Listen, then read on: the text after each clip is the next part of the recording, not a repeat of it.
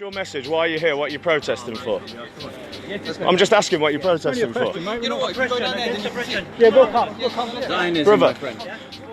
On the 10th of June 2018, at the annual Al-Quds Day rally in London, James Goddard, a right-wing activist, approached Sheikh Jaffer Ladak, a Muslim cleric. As part of the counter-protest by right-wing and Zionist activists, James challenged Sheikh Jaffer on his views about Israel and Palestine live on Facebook to almost 500,000 viewers. This is what happened. We're not talking about religion here. We're But it's talking crucial, about isn't it? occupying people, and we're talking about genocide, and we're talking about an apartheid state. Do you understand what an apartheid state is? They said that about South Africa. If you look at what Hamas are doing to innocent Israelis the at the minute. question was an apartheid state. Yeah, but do you know what an apartheid state is? Apartheid state where one race is or one religion is and one side is preferred. on the other. Yeah. That exists in the illegal states of Israel and the occupied lands. That is not humanitarian. That is illegal.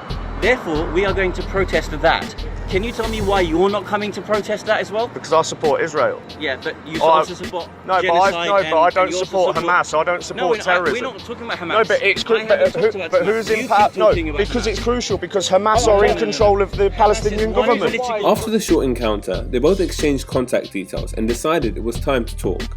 Both James and Sheikh Jaffer agreed to sit down and have an in-depth discussion focusing on a few key areas. The Israel-Palestine conflict, is Islam inherently violent, the rise of the right-wing movement, and finally immigration and Islamophobia.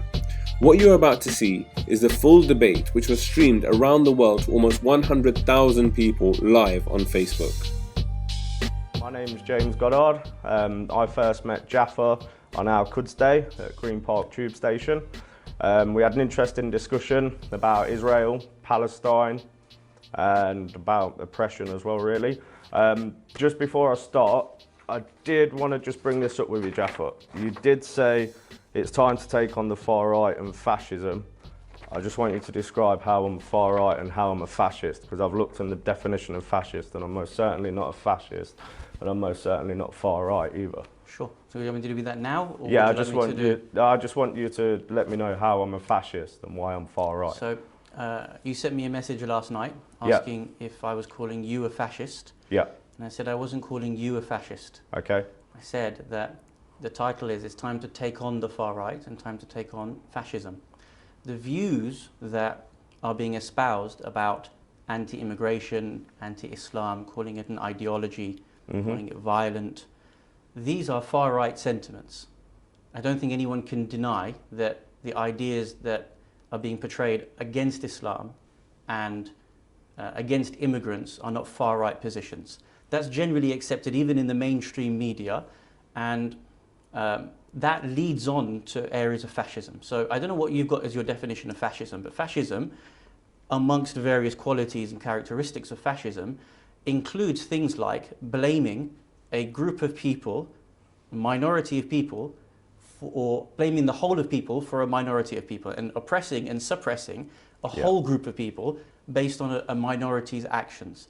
So when you talk about Islam being violent, or Islam is an ideology, or your anti-immigrant stance, this is what the classical definition of fascism was since the 1930s. So I don't think you personally are a fascist, and I certainly don't think your friends are fascist, but I do say that the ideals that you espouse are definitely right-wing and can open the door to fascism. Now that's something I want to talk through with you this evening and explore whether your views really are fascist or otherwise, because when it comes to things like Tommy Robinson, Tommy's movement is a fascist movement. So if you're representing Tommy, I'm going to suggest Tommy is fascist. Right, let me just say one thing. I want to clarify whether you uphold everything that he stands for and what's been going on in the demonstrations around his support. Okay. So that's why I want to clarify Firstly, with you in the discussion. Let me just clarify this. I support Tommy, but under no way do I speak for him. If you want to have a chat with Tommy and you want to discuss everything with Tommy, then give him a call, get in touch with him. I'm sure he'll be very happy. But you've also been doing pro-Tommy rallies, free Tommy rallies. Yep. So you don't represent him, no. But you do support what he stands for. Of course I support what he stands for, like the majority of working class people in this country. So I'm saying Tommy stands for fascism and definitely far-right sentiment. He's not far right. Okay, so that's what we'll come to. Okay, that's what we'll come to, all right? The goals from my perspective of this are twofold. One, I think that maybe we misunderstand some things about each other. And I think that needs to be clarified. I imagine a lot of people who support your movement have a lot of misunderstandings about Islam. So I want you to ask any question, put forth any worry that you have, and me as someone who's minimally trained in Islam will be able to respond to you, number one. Number two, by the end of the discussion, if there are points that I have proven to you, then I want you to take those away, reflect on those, same as your audience, and not use them again. If I've proved something, then you can't go on, in your demos or speaking negatively on that. I think, and this is my opinion, that you are being used by a very powerful, radical, extremist movement. You don't know it, but you're the forefront of it. And those people who are funding that very big movement from the United States across Europe, it's a very worrying movement. And since the 1930s, it's been there. It's ended in violence. Millions, hundreds of millions have died from far-right extremism. So by the end of this conversation, I want to be able to ideally touch the minds of people so that you and I can become a little bit closer in the hope that we understand each other better. Just what you said about people have died from the 1930s onwards due to fascism. 270 million people have lost their lives because of Islam. 270 million people. When you give me a stat, I'm going to ask you to prove that. So okay, I'll have to go online and go and get it all. But if we want to talk, okay, obviously, no, debate, and if you're going to bring a stat like that, but if you're going to bring you a stat go like online, that, you can go anywhere. Look at the deaths of. Okay, let's look at what happened in Iraq. Let's look at what happened in Syria. Okay, when Islam, well, we're going off topic now, aren't we? Because we were supposed to start with Islamophobia. But I just want to say that I'm not representing anyone here today but myself. This is James Goddard giving you my opinions on what I believe. Well, we're having a discussion, we're going to discuss it. So if we want to go into Islamophobia, obviously it's the fear or hatred of Muslims or the Islamic religion in general when they're seen as a geopolitical force or the source of terrorism. But in my personal opinion, it's not irrational to fear a belief system, political ideology that does advocate for your death. If we look at what's going on, I'm going to refer to recently Islamic terror attacks that have taken place, not necessarily Shiite attacks, but certainly Sunni attacks. We've got France, 2 injured, but that was on the 17th of June. Belgium, 29th of May. Paris again, 1 dead, 4 injured. Holland, St. Petersburg, Paris, Flensburg, Vienna, Sandviken, Berlin, St. Petersburg, Birmingham, London, London Bridge, Barcelona, Manchester. So for me, to see what's going on in this country and to see the effects that Islam as a whole, now you can define it either as Islamism or Islam. What, as a Muslim yourself, what is the difference between, let's say, radical Islam and Islam? Is there a difference, or is there only one Islam and these people are carrying out these atrocities in the name of religion? Because the majority of the attacks that happen, they do scream Allah Akbar, they do scream this is for Allah. I'm not saying it's all Muslims, but there must be an inherent problem with this belief system if people are willing to kill other people in the name of religion. Thank you very much for bringing this up as a starting point. Okay, so there's a number of questions in there, so I hope I answer all of them. And if I missed one, then just remind me, we can circle back to it. So you asked about, is there a difference between radical Islam and Islam? Yeah. So these are terms that are being created by the media in order to be able to portray it. So sometimes you've got Islamism, Islamist, and all these different terms. In the reality, Islam is one. Islam is a religion that we believe is revealed from God in the same way in which Judaism, Christianity has been revealed from God. So when it comes to religion, or when it comes to Islam as a religion, it cannot be violent in its essence, or there's no point in us saying it is violent in its essence, because the purpose of religion is to help man to be able to achieve the fullness of their potential. So Islam seeks to be able to do that. So if it is inherently violent, then how does the religion aid in man in achieving the fullness of their potential? For example, I represent, in this sitting, I'm representing Islam. Do you feel threatened by me in any way?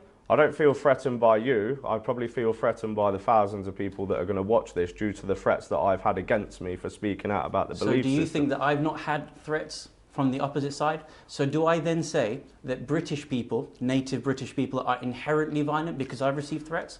Do I then say Britain is inherently violent because it conquered half of the world. So the same could be said about Islam. Look at the rise of Muhammad. You conquered, you did more in 25 years than the Romans did in 300 years. Look at North Africa, 3 separate dark ages, the Byzantine Empire, Europe and North Africa. So there's obviously going to be, with every civilization, there's going to be good points, there's going to be negative points, but this is relevant to what's going on at the minute because you are seeing the Islamization of Great Britain. The spread of Islam by the Prophet Muhammad, peace and blessings be upon him and his family, under his period of 23 years. Yeah. Have you researched by historians what their opinion is as to the number of people killed in total in their battles?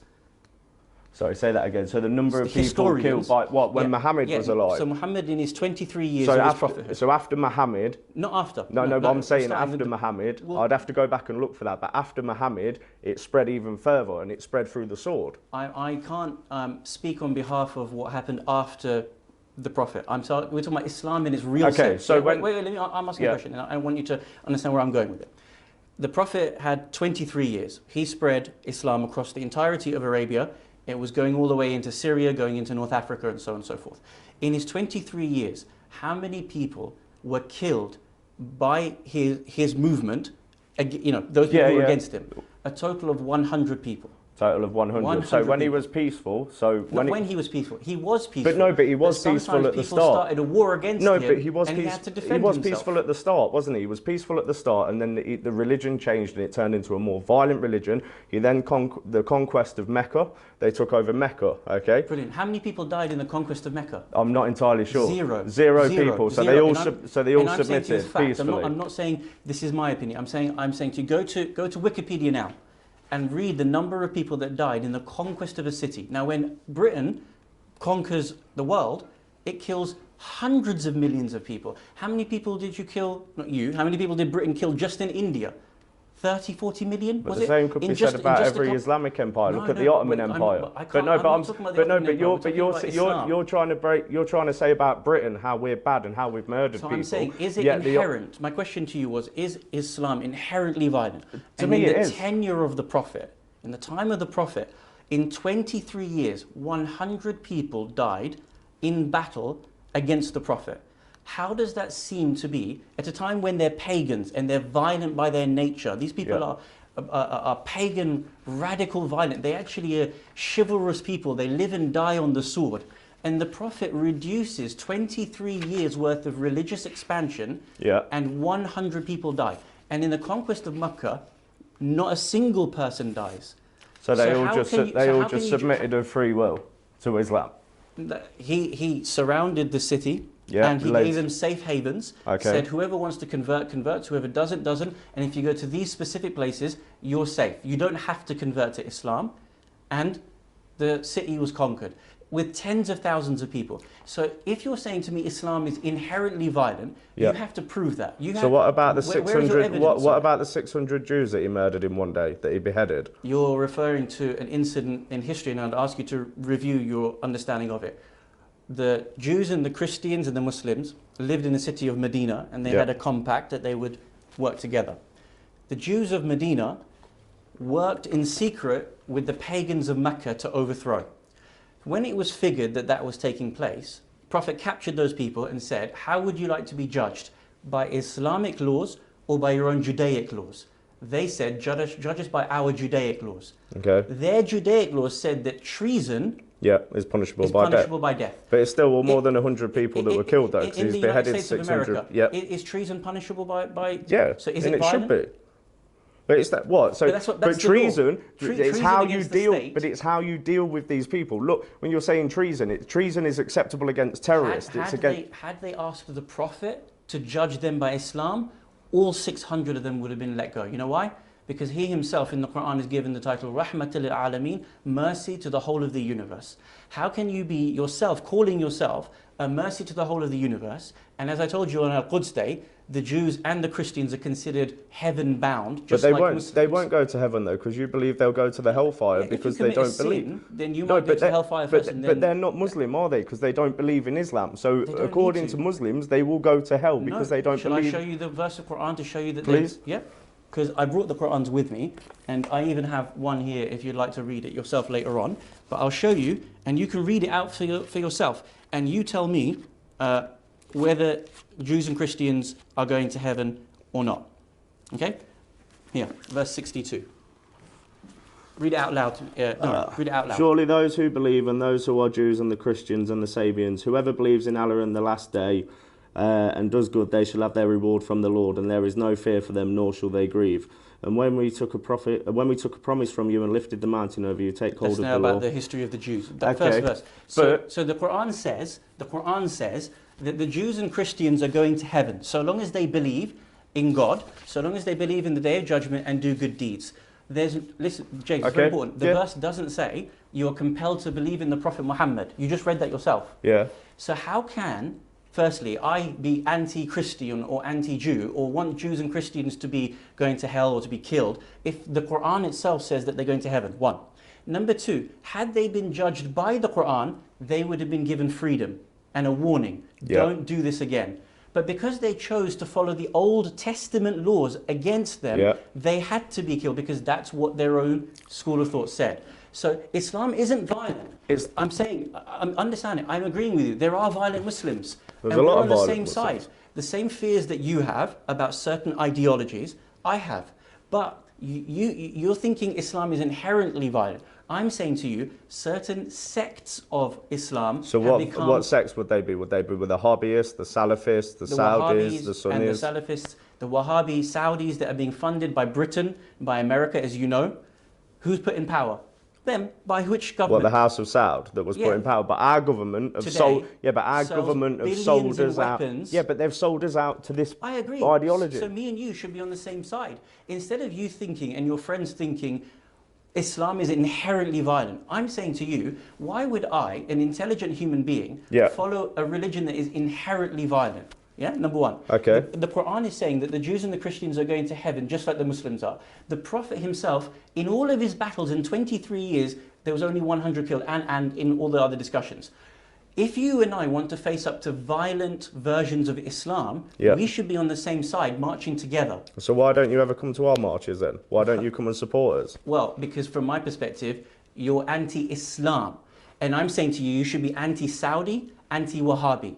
When you shift, and all of your friends, I'm not talking these specifics, I'm talking your friends online, understand and awaken that your government is the ones that are funding and keeping alive violent Islam, and the moment you turn against Saudi Arabia, God is my witness, I'll be on your side. The first person walking 210 Downing Street, number one. Number two, 3 months ago, who came to number 10 Downing Street? Mohammed bin Salman. Thank you very much. And who is he? The crown He's prince he's the dictator of Saudi Arabia. Right. Where were you?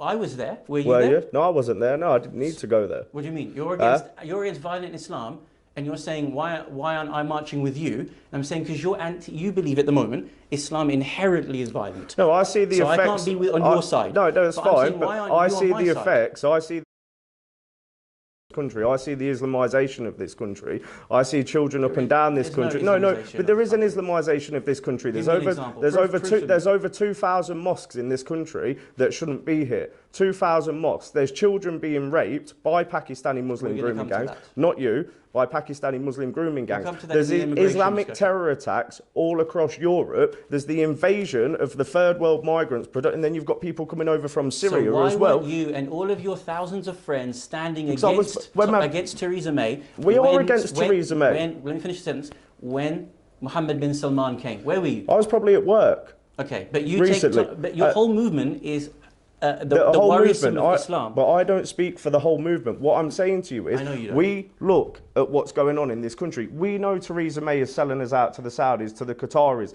to Islam in general. But you're Shiite, so obviously you're not going to like the Sunnis anyway. Because there's no problem between Shia and Sunni. There is. Look at what happened in Iraq with the Sunnis and Shiites. Hang on, no. It's important that I clarify that because Shia and Sunni are brothers, sisters in faith. So why is there so much? Why is there so many problems? The Wahhabi movement. Let me finish because I don't know how much time we have left on this first discussion. We've got a couple of minutes left.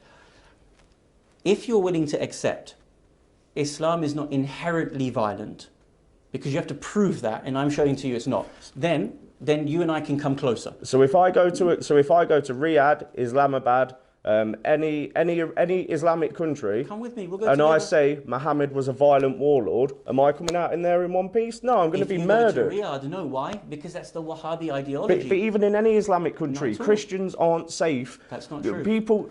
Can I respond? Yeah. And say to you that the people who were massacred in Iraq and in Egypt, for example, especially in Iraq and Syria when ISIS came You're about. against ISIS, Of though, course, aren't you? but The same as we are as well. We're more targeted than you are by ISIS. They want The to Shiites. destroy the Shia. You know that. Yeah. More than anyone else.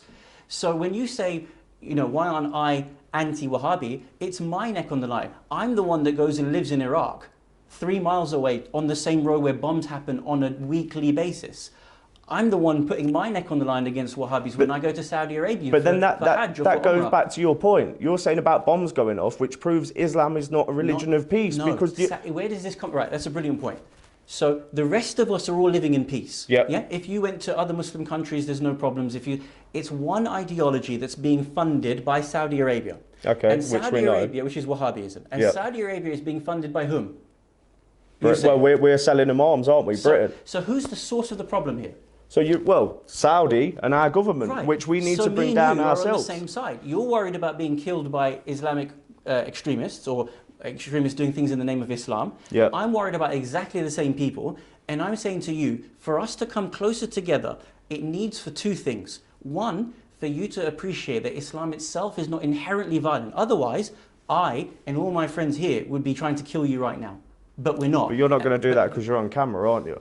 And you and there's All right, Islamic but that's deception silly. as well, That's isn't silly. it? No, but there's taqiyya. Islamic deception, lying for your own political gain. I know what's going on. I'm not. No, I'm If not. you're going to make a point, then I need to clarify. No, Because because you keep true. speaking over me. Okay, Every sorry. time I try and say something, you keep trying to shout me down. No, okay, All go I'm on. saying to you is we look at what's going on in this country. We know Theresa May. We know the government, the crooked members of the establishment are making money from selling arms to Saudi. But it still doesn't excuse the facts that Muslims, not all Muslims, but Muslims are killing people in Europe for the sake of religion. There's churches that are being attacked in France. You had the priest that had his throat slit. You had a Holocaust survivor that was murdered. What we're seeing from a working class perspective and working class people is we're seeing the invasion and the erosion of our culture, our history and our traditions, and that scares us.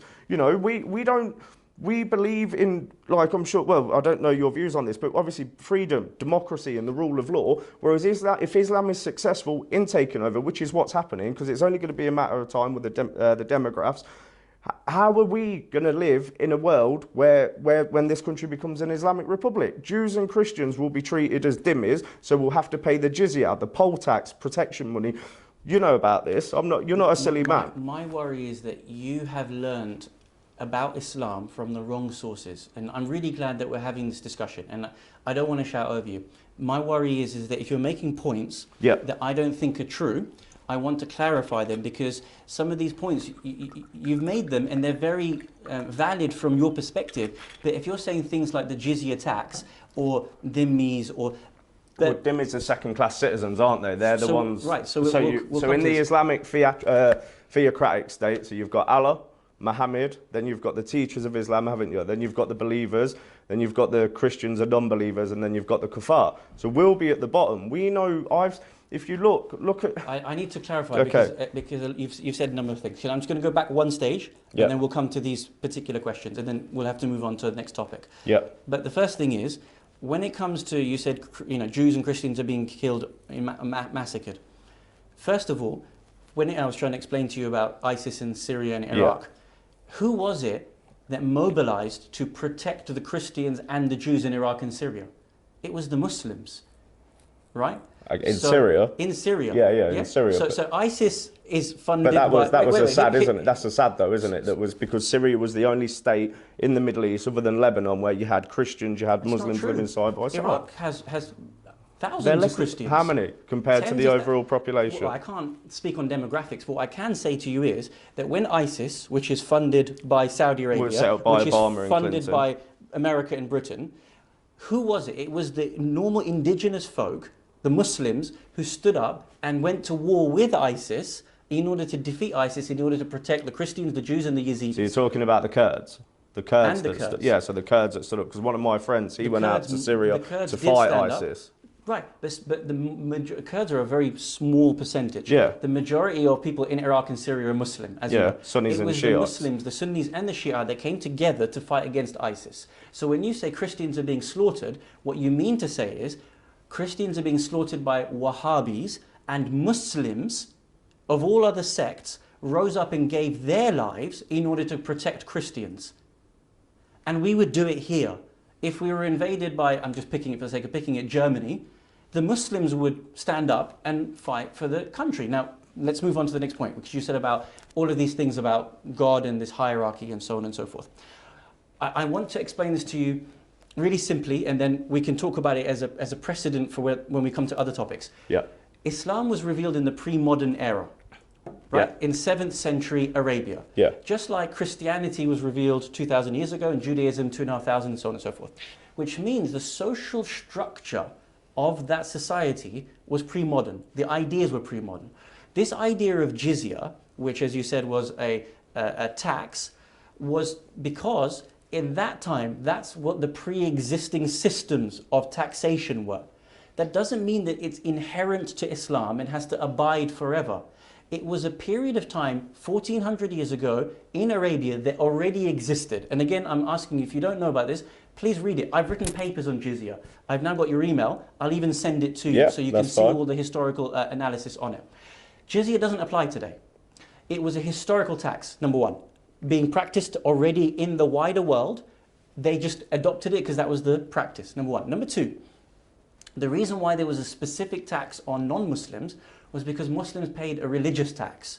I don't know if you've heard of this or you haven't heard of it, but we have certain taxes. We have zakat. Yeah. Thank you very much, well done. We have khums and we have other taxes. So because the Muslims contributed to the state, the city of Medina, the non-Muslims, how did you get them to pay the taxes to the state?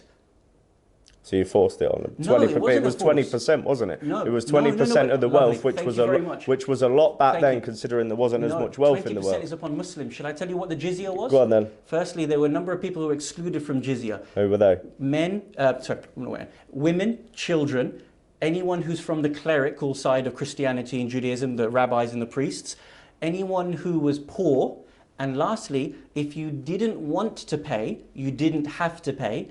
And if you paid, it could be as minimal as you wanted it to pay. And I'll even show you the Islamic texts where the Prophet and the Caliphs say that. Yeah. And they would stand outside the doors of the Christians and the Jews, and the Caliph Ali ibn Abi Talib said to those who were collecting the jizya, stand outside. Quote, stand outside. Don't stand outside too long so they feel under pressure. If they don't come out and give you the jizya, leave and go to the next door to collect. Does that sound like it's harsh upon the Christians and Jews to pay? Well, they still shouldn't have to pay the protection money, though, should it? Because that's what it is. But it is protection money. From what, the state? It is protection money. Do you pay tax? Yeah, of course I pay tax, but it's not relevant. It's an Islamic state. It's an Islamic ideology that are forcing people to pay a tax. So what happens if they didn't pay that tax? Would they be murdered? Not at all. Would their Not children? at all. So you're sitting here today and you're telling me completely, 100%, that Islam is a complete religion of peace. Whatever I believe, whatever other working class people, normal people, Western people believe. I'm not going to call it a religion of peace nor violence. What I am going to say is that there are rules for everything. Just like we have today. If you and I, not you and I literally, if we went to war, there would be rules of engagement. So Islam puts down rules for engagement. For example, you know, don't kill women and children, don't burn trees, don't burn the XY building. So what I'm saying to you is that Islam had rules for a holistic system of living. But what you're worrying about is something that doesn't apply today. You're looking at something from 1400 years ago and going, but it's going to take over. But it could. If you look. Okay, if so you look. Iran is an Islamic state. It's an awful state. It oppresses women. I don't agree with that, calls for the destruction of Israel. It calls for the destruction of America. Iran is an awful state. It was good before 1979, before the Islamic Revolution. We're not talking about Iran today. We're talking about Israel and Palestine. But does Iran have jizya? Well, on Christians? Yeah. I'm not too sure. It does it? But they fund Hezbollah that are against Israel, 400 million to the tune. What's that got to do with jizya? Don't jump topics. Okay. I'm asking you a question, jizya. I've explained to you how it works. Okay, but they have very little rights, do they? No, Christians in full Iraq. Rights. They can have. What do you do? Have you been to Iran? I wouldn't want to go to Iran. Churches, they go. Jews have synagogues. Where are you getting this I stuff? said I wouldn't want to go to Iran because I've seen videos of what they're screaming death to the West, especially how they treat Israel as well. And they want to see the destruction of a West, well, obviously, if the only democracy in the Middle East. Death to But the West. if somebody like Let me me went, translate it for you. okay, if I went to Iran and I openly criticised the Prophet and I openly criticised Muhammad, what would happen to me? I would go to prison. I promise you wouldn't. I promise So you're you. telling me I could go there and scream from the rooftops and I wouldn't go to prison, I wouldn't be beaten, my life wouldn't be in jeopardy? I would jump to save your life and put myself to shed my blood before anything happened to you. And I'm saying to you, what your understanding of Islam is, it's coming from a place which is taking certain things out of context or being told things. And that's what I'm here to do. I want to explain to you what Islam is about and what it really represents. Okay. So I'm glad you brought these things up. But I'm going to say to you, I would like you to read other literature besides the kind of narrow understanding of Islam that you've been But it's not a narrow understanding, is it? But I've just proved to you from the Quran. Yeah, that's one verse though. There's 109 verses here that call for the deaths of people and that are violent verses. In a state of war, if you were fighting against ISIS, yeah. Do you think the but general... But this is not talking about ISIS, is it? No. This is talking about slaying Christians and Jews. Okay, so let's finish this. I'm saying to you, Yep. Islam is not inherently violent. If it was inherently violent, then all the Muslims around the world would be being violent. It's one sect that you and I want to fight against. There's hardly any peace in any Middle Eastern country, is there? Hardly any peace in any Western country in America. But look at but it's, for me, if you look at, this is no offence to you, but if you look at Islamic countries, people, they value death more than life. They're not West, and this is the point. For me, sitting here, I don't want to see... Have you been to those countries? I wouldn't want to go to an Islamic country because you see things... No, but you see things online. You see the way these people act and you see the culture that comes over to Britain. For instance, with the Pakistan community, acid attacks, honour killings, these are all being brought over to here and these are all problems that we shouldn't have in the West. Our fourth topic is immigration, correct? Okay. So we'll come to that. So let's conclude with this. My view, my summarization is that Islamophobia is a dangerous thing. You've seen in the past when there's been a phobia of Jews, they've been massacred in Europe. And that was only our grandfathers' Yeah, it was in the 30s, wasn't it, under Hitler, who was allied with the Ottomans. Who was a Christian. But so he was allied Mussolini. but he was allied with the Ottomans. He wasn't. Because didn't the Mufti, was it the Mufti or the Mayor of Jerusalem, he even asked Hitler to come over and massacre the Jews over there. I would like you to show me that. I'd have to get that up, but I've been reading this online. I perhaps should have wrote it all down. I'm sure you'll go home and have a look at it. You can do. Okay, so let's conclude this. I'm saying to you, Islam is not inherently violent. I'd like you to reconsider the way in which Islam actually speaks. You're reviewing 109 verses. No, I'm just saying that. There are 6,500 other verses. Have you read the Quran? I've read parts of it, yeah. So I would say to you, read it and see that in the context of a specific time of war, and read the other 6,500 verses about the way in which Islam speaks about non-Muslims. So why did terrorists use these verses to justify their actions? Why did they shout, "This is for Allah"? Why did Lee Rigby's killer quote the Quran? Because your government continues to pay Wahhabis who continue to So the death of a British soldier is because of our government and not because of the actions of a follower of Islam. Do you not think that even you said that they're partly to blame for the? But he's quoted the Quran he's quoted the Quran after he's killed a British soldier. So it's not the fault of the government. Surely it's the fault of the belief system, the ideology that's got the verses in them.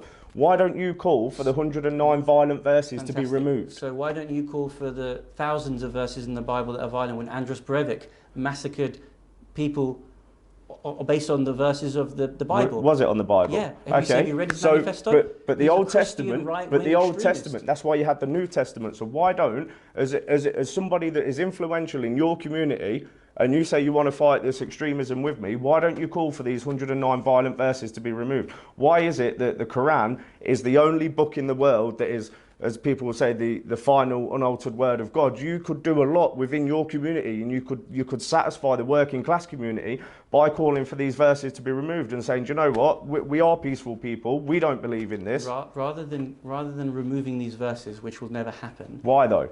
Rather than doing that, it would be better for us to fight that ideology that misinterprets these verses. Those verses are there for a purpose, so that they have a historical context, help us to understand certain issues when it comes to war and peace. So it is better that we correctly understand these verses than just wash away at things unnecessarily.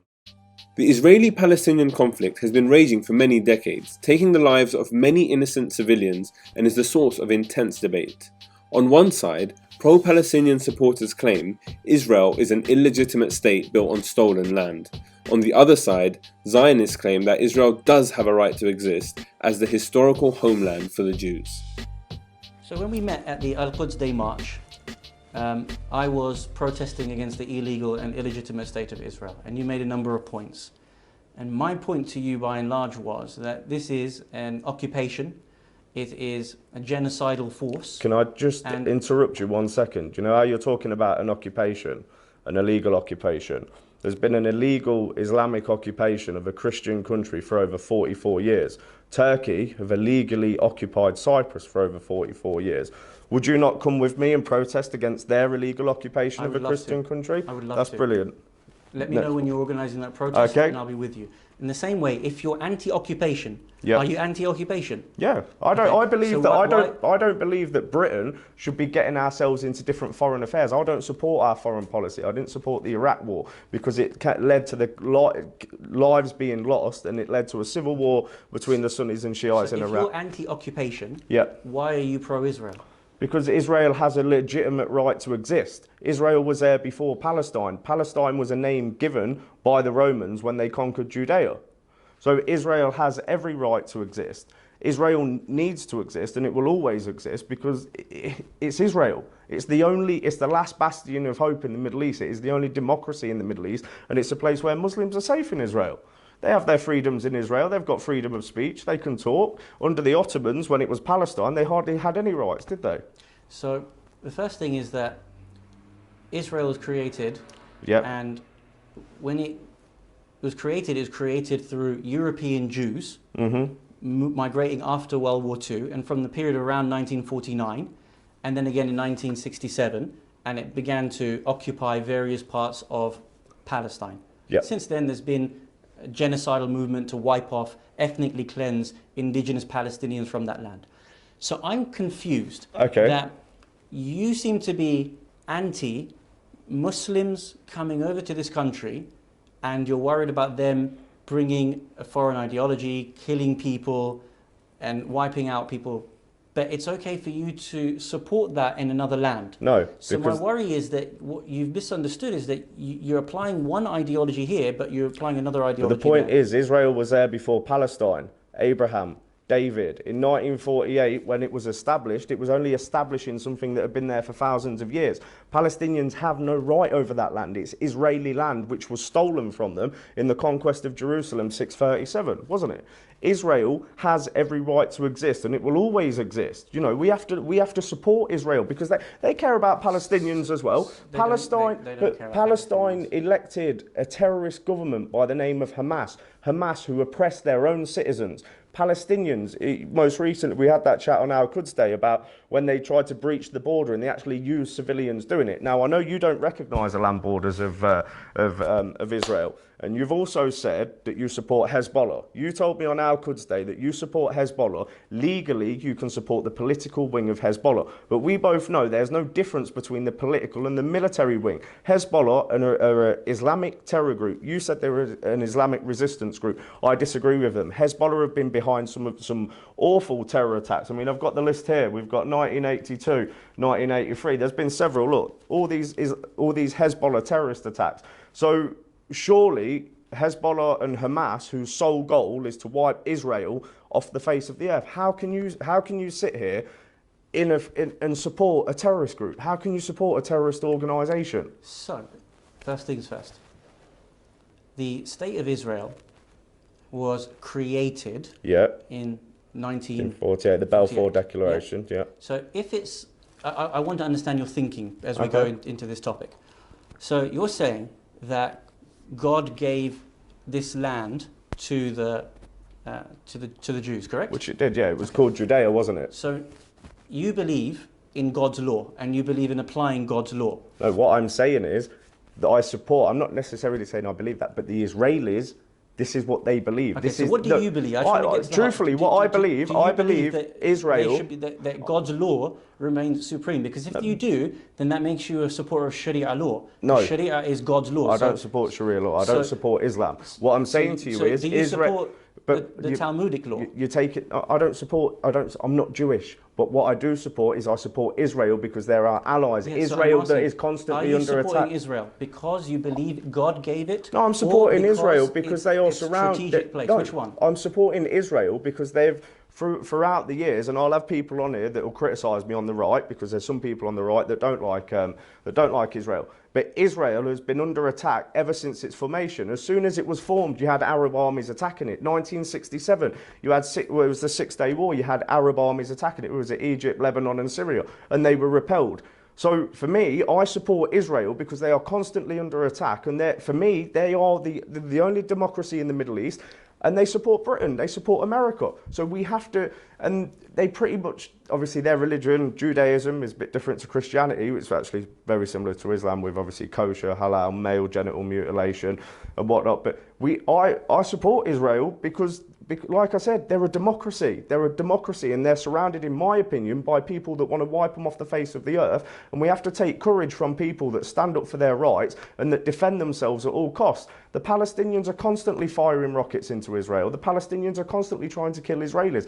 I know there's casualties on both sides, but surely all of us should be calling for a solution to the conflict, calling for an end to it. Would a two-state solution suit you, or do you? I think before we go to the two-state solution, we have to come to an understanding about the creation of Israel, because we're quite far apart on this. Okay. So, if you believe that God gave this land to the Jews, then what you're espousing is God's law through the Testaments, which means that you basically believe in the equivalent of Sharia law, number one.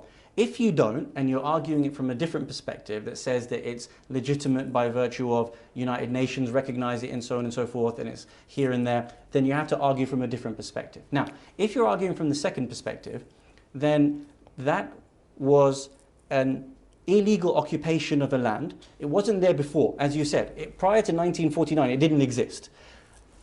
European Jews who had sadly been massacred in Europe by Hitler and others in Hungary and so on and so forth, fled and were given this land. That land wasn't to be given.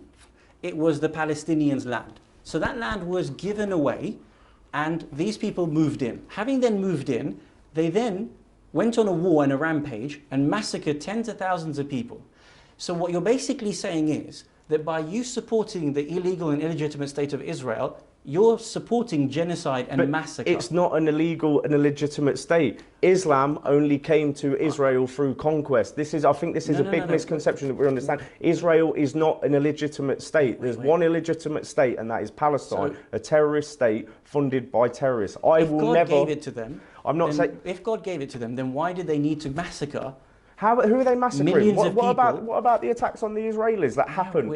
If you want to come now to like 2018, we're talking about the state of Israel, whether it's legitimate or not. But you've just said it's illegitimate. Because it's an occupying force and it is a genocidal force which seeks to ethnically cleanse an indigenous population. Number one. No, but if that was the case, it's not a Jewish state. No, but if that was the case, then Palestine would have been wiped off the face of the earth because Israel have the weapons. It's not though, has it? There's still Palestinians there. Palestine is tiny. It's like it's tiny. Yeah. Yeah. That's because all of that land has been occupied and continues to be occupied. Now, the next point is that it's not a Jewish state. You're arguing about Judaism. The same way Islam has an ugly ideology in it called Wahhabism, which is a politicized, maniacal belief system. In Judaism, there is the same thing which is called Zionism, which was created in 1890. Zionism didn't exist prior. It was a created ideology, and as World War II happened, it gained pace. So it's not a legitimate force. You're saying to me, and I understand your argument, God gave this land. And I'm saying, great, we can discuss that point biblically. But if you're then saying Israel isn't a Jewish state, it's a Zionist state. So this is a political movement. So there's no Jews that live. So the people that live in Israel, they're all Zionists. They're not Jews. If you live in Israel and you're a Jew, and you believe that that land has been given to you as a political land, That's a But Zionist belief. It's not Judaic but we've got ordinary people on here from Israel that will watch this and that are fearful of of the countries that surround Israel. There's over 50 Islamic countries. There's one Jewish state, and you're hell bent on taking it off them. This isn't We're on. not hell bent on taking. If you want to create a legitimate state where people learn to live side by side, I think everybody in the world is happy. If you want to bulldoze a number of thousands, millions of houses, Like the Muslims did with the Jewish land, temples when they took and then Jerusalem. destroy it, we will never recognize that. Yeah, this is the second point. It's Zionism, it's not Judaism. You have to separate the two the same way you can separate Sunni, Shia, and Wahhabi. But there's Jews Number that live in Israel that might not be Zionist. Number three. Do you know a couple of days ago? I mean, literally 2 or 3 days ago, there was a law that was passed that created. When you talked about the jizya and the dhimmis. And from Netanyahu. Yeah, so they've actually created a 4-tier system of citizenship, which is identical to what Nazis did in 1939. So there's an indigenous Jew, or there's an indigenous Jew or a Zionist Jew, and in Germany, you were represented by the government if you were a blood German, right? And how did they know if you weren't a blood German? Because your Jewish forefathers migrated here.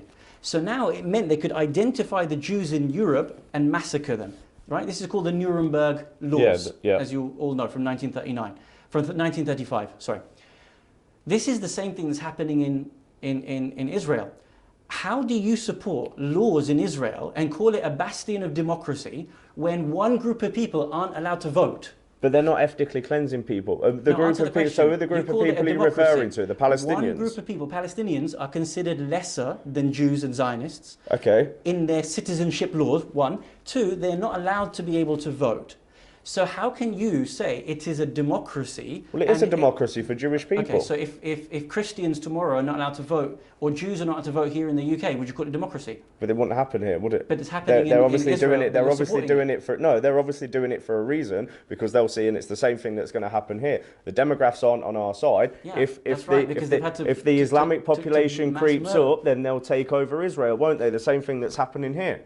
So what you're saying is it's okay to have a democracy only when. But Islam doesn't believe. No, I'm not saying that. But Islam doesn't believe in democracy, does it? But Islam doesn't believe in democracy. Of course it does. Where did you get that from? Saudi Arabia. Okay, so we've got Saudi Arabia. We've got Syria, Qatar. So Saudi Arabia doesn't represent Islam at all. No.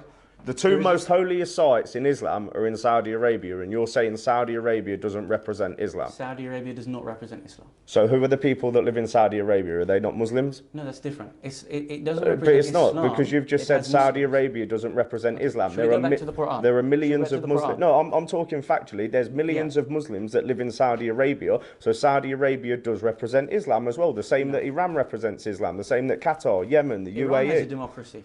Huh? Iran has a democracy. Okay, what is it? The Ayatollah, isn't it? Or is it what's his name? Khamenei. And under that there is a democracy. So there is a democracy in Islam. You just saw the elections a couple of months ago. In where? Iran? In Iran.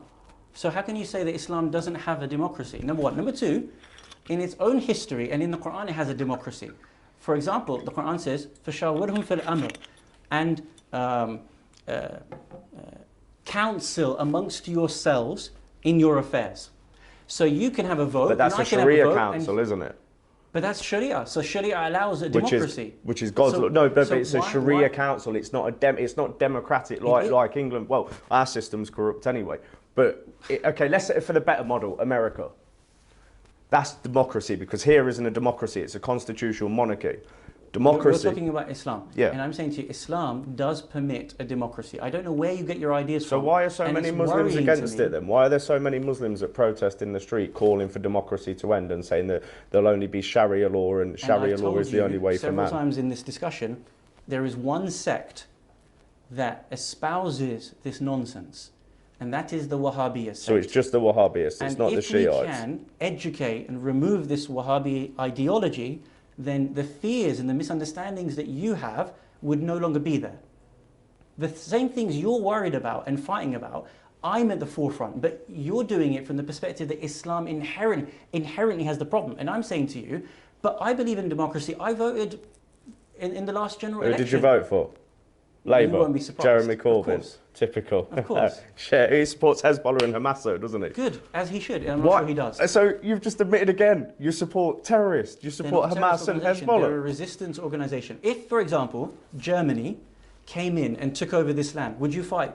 Of course I would. So why is it that people in Lebanon, when Israel incurs into Lebanon, that the people of Lebanon cannot fight for their own lives? Well, why then do you call it terrorism? If you can admit that Germany would be fought if they took over Britain, so are we? So Hezbollah you're saying that? So Hezbollah, when they blew up the U.S. embassy, when they've hijacked flights, you're telling me that's the resistant movement, bombing Israeli embassies in Argentina, bombing Jewish community centres. America and Hezbollah are in a state of war. So No, is it all right if America comes and uses B-15 bombers and bombs Hezbollah? But if Hezbollah, for example, retaliates in a particular area of a US embassy, that's wrong. But these are attacking innocent people.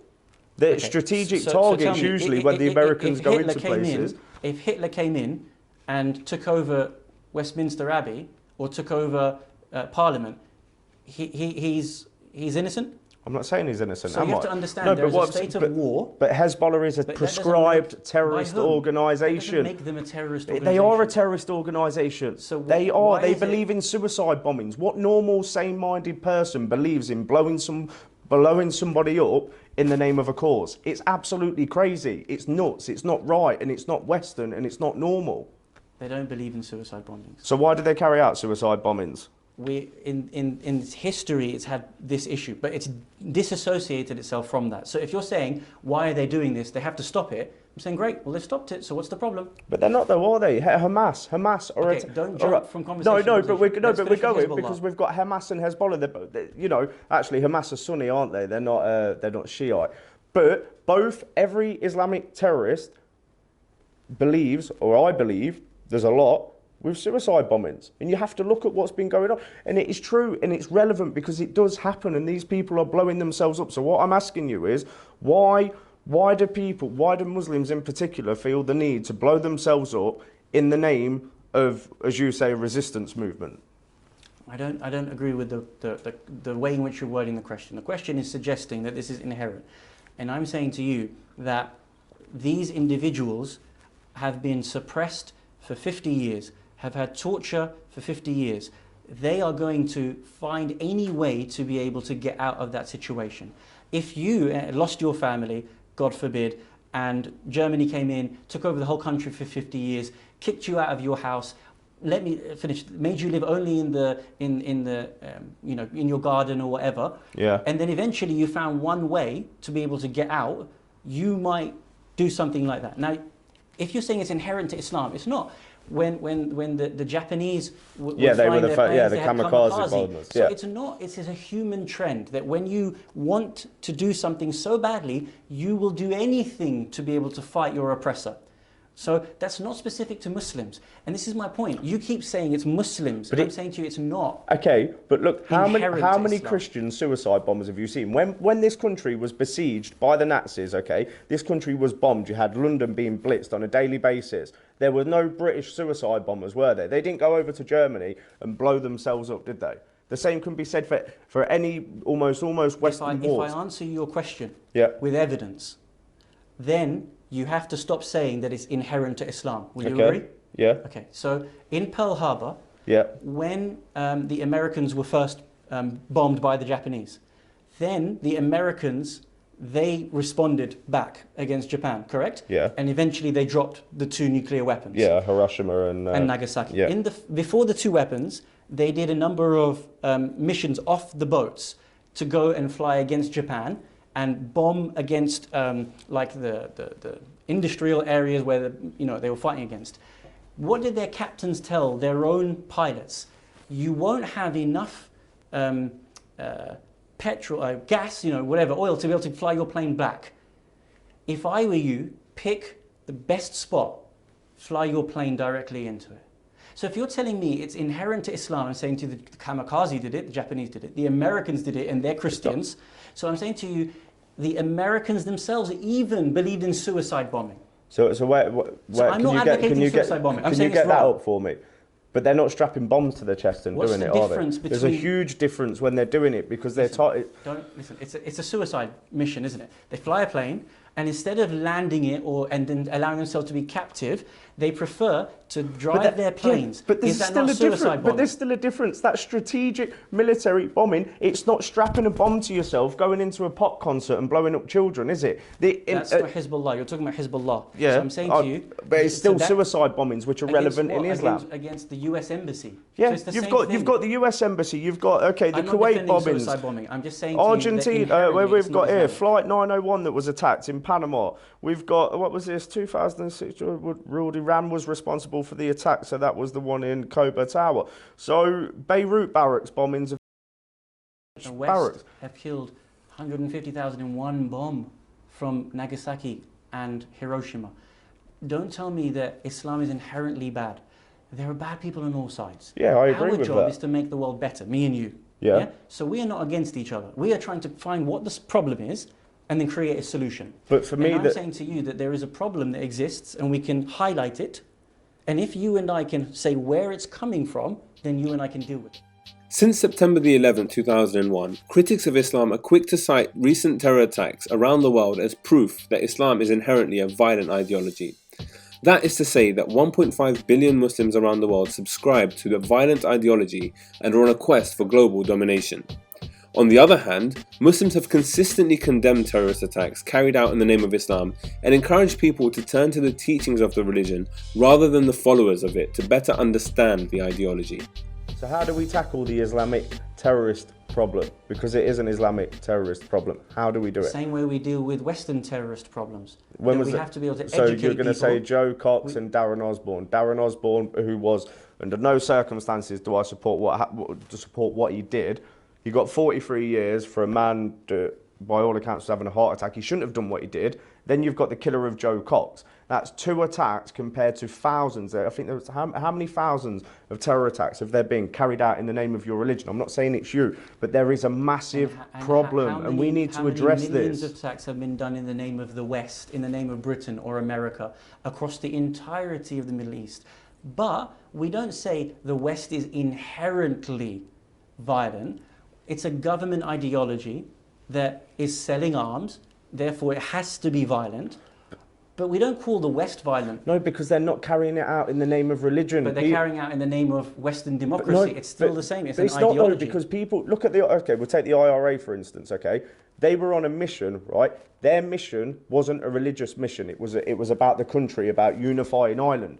People from the Islamic community are blowing people up with the agenda of this is for God. This is what we need to address. This is what I don't understand. Okay. I don't understand people that I will kill answer? people in the name of religion, something that may or may not be real. George W. Bush. Yeah, when idiot. When he attacked Iraq in 2003, what did he say? Islam is a religion of peace after the 9/11 attack, but carry But on. what did he say? We are doing this in the name of Christianity. No, he said it was a war on terror. One statement I'm saying to you, if you Okay. go back through his archives, and you can just, in the break in 5 minutes, you can YouTube it. Yeah. He said he's doing this in the name of Christianity. So his war was a religious war. So don't tell me that Christianity cannot be weaponized, the same way Islam cannot be weaponized. You have crazy people existing in the world, but that doesn't mean that Christianity is inherently violent. But it wasn't Doesn't mean that it Islam is wasn't a inherently religious violent. war. It was a war about oil. It was a war about taking Not for control George of W. Iraq. Bush. But it was though. Look at what they did 2003 when they invaded Iraq. Tony Blair and George Bush had already drew up the plans to invade Iraq before. Correct me if I'm wrong, but wasn't Saddam Hussein switching from selling oil from petrodollars to petro-euros, which would have devalued the American currency, hence it would have made America weaker. So we know there's corrupt elements of our government, but I've had, just please let me make this point. Answer the question. I've spoken to Sunni Muslims who will say, yeah, well, these attacks are happening because of what your government do. You're saying, so you as a Shiite are saying to me that we don't believe the attacks that are happening. So you're completely different. We don't believe the attacks that are happening on your people are because of the actions of your governments. You don't support that, do you? I'm saying to you that the attacks that had been done, let's take, for example, the British Empire. The British Empire was done in the name of Christianity. Yeah. And it massacred half the world. You're in agreement with that. From Well, I the wouldn't side say of it was Hong in the Kong, name of Christianity. it was. It was the British Empire, but they treated their own citizens Not at all. awful It as was well. done in the name of Christianity. And during the break in a minute, missionaries. I will go to Google. We'll Spreading find out all the democracy, names. They didn't spread it in the name of democracy. They did it in the name of Christianity. You know why? Because they said that Christianity is inherently superior to every other belief. Therefore, we need to civilize these people through Christianity. When the slave trade was done, it was done in the name of Christianity. So are those things inherent to Christianity? You're saying about the slave trade?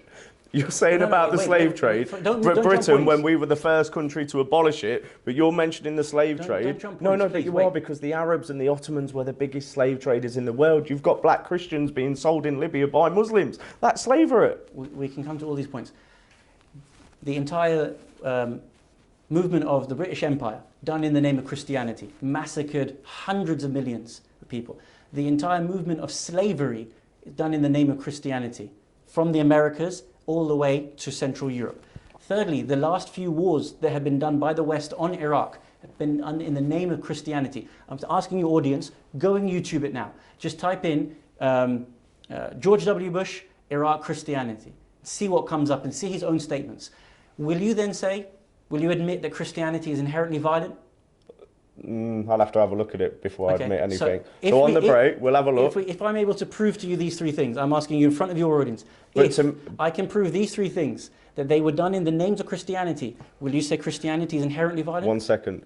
Because that's one person. That's one person. We're seeing the whole of the British Empire. No, half hold the on. world. How is it the whole of the British Empire? George what we're W. saying Bush, is, Tony Blair. so these are government figures. We're seeing non-government figures, so they've ordinary invoked Christianity. citizens, ordinary Islamic citizens that are killing people in the name of religion. And ordinary Christians have massacred half the world in the name of Christianity. Are you going to accept the Christianity? So British soldiers massacred people in the name of Christianity. No, Yes. No, they didn't. British soldiers. Okay, if I can prove to you, But will you British accept? soldiers fought wars for our government, and British soldiers should be respected. They're not massacres. That's separate. Okay, if I'm asking you a question, I'll have a look. if I can prove to you that the British Empire was done in the name of Christianity and massacred hundreds of millions of people, will you accept Christianity? But the British Empire was done in the name of Britain. No, it was done in the name of Christianity. It And I'm was saying done to you, in the name of Britain. Okay. The British so Empire. so if I can prove to you otherwise, We'll have a look. And if No, you I'm can- asking you, No, if I I'm can saying prove to you- I'll have a look at it, and we'll come back in and we'll discuss it after. if I can prove to you that slavery and all the massacres that were done for slavery against blacks of the Caribbean sides and the rest of that part of the world down to India, if they were taken in the name of Christianity and civilized in the name of Christianity through that massacre and that trade, will you accept that Christianity is inherently If you violent? if you accept Islam is inherently violent, I will, That's my because point. but they're Neither both. are. But they Neither are. both. No. Okay. Christianity is a beautiful religion. Islam is a beautiful religion. People sometimes become wild. So I've got three things Go on. that I want to be able to present to you, and you can just have a look at them. I'll pass them on to you. So the first one is here that George W. Bush from The Guardian says... How can you take The Guardian for It's news? a quote of It's George The W. Guardian. Bush. It's The Guardian. You can We don't search read it- fake You news. can search wherever you want. George Bush, God told me to end the tyranny in Iraq. But that's one So- man. Wait. That's one man. Right. That's so, one man. Right. So one man Yep. who is killing hundreds of millions of people Not in the name of Christianity. Wait, hundreds of millions. Well, you don't. Well, tens Hundreds of of millions. millions. Right. Sorry, I was thinking back to the British Empire. Wait. President Bush said, "I am driven with a mission from God. God would tell me, George, go and fight these terrorists in Afghanistan," and I did. And then God would tell me, George, go and end tyranny in Iraq, and I did. Mr. Bush went on. Now again, I feel God's words coming to me. Go get the Palestinians their state and get the Israelis their security. And by God, I'm going to do it. Mr. Bush became a born-again Christian and is one of the most overtly religious leaders to occupy the White House. So he did this massacre of tens of millions of people in the name of Christianity. Okay. Number one. Number two, Christianity and colonialism. Christianity and colonialism are often closely associated because Catholicism and Protestantism were the religions of European colonial powers and acted in many ways as the religious arm of these powers. But we raise living standards across the world. Okay, so it's okay to massacre No, half the but world. wait, if you're Hey, but if you're reading quotes, Wait, let me finish. let me get this finish. on. I am one of the servants of Allah. We do our duty of fighting for the sake of religion of Allah. It is also our duty to send a call to all the people of the world to enjoy this great light and embrace Islam and experience the happiness of Islam. Our primary mission is nothing but the furthering of this religion. Osama bin Laden, May 1998. Gaza. As Muslims, we speak for Islam. As Muslims, we don't. George Bush doesn't speak for Christianity. It's the same argument. As Muslims, we don't believe in states' borders, and most certainly not in Israel's right to exist. We have to focus on imposing the rule of Islam wherever we are to signal to the infidels that their support of the enemy is useless. We go on. Gaza. Our conflict is not an Israeli-Arab conflict. Our struggle is not for a Palestinian state. We are seeking the world. We are seeking the whole world. We are seeking a confrontation against all the Crusaders, all the Christians, all the infidels until they adopt the Islamic religion, until they follow. Until they follow the Sharia of Allah. We are not interested in Palestine. We are not interested in Tel Aviv or Ashkelon. What is important for us is to see Islam rule in the world. This is the religion of God. This is Abu al-Anya al-Ansari. And just one more quote.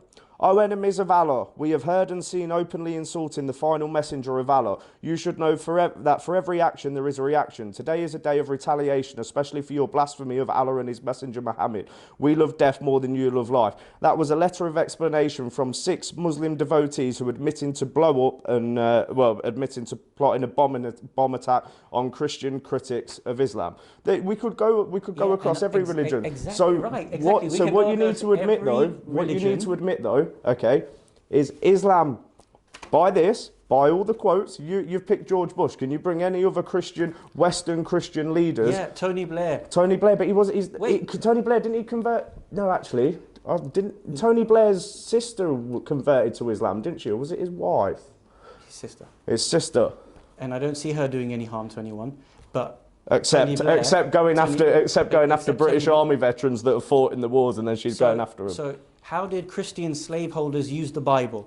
They used the Bible by stating that the sons of Noah, one of them was cursed to be black, and therefore black is lesser than white. I don't believe that, not at all. Right, but that's my point. So someone can say anything and attribute it to the religion or misinterpret a verse.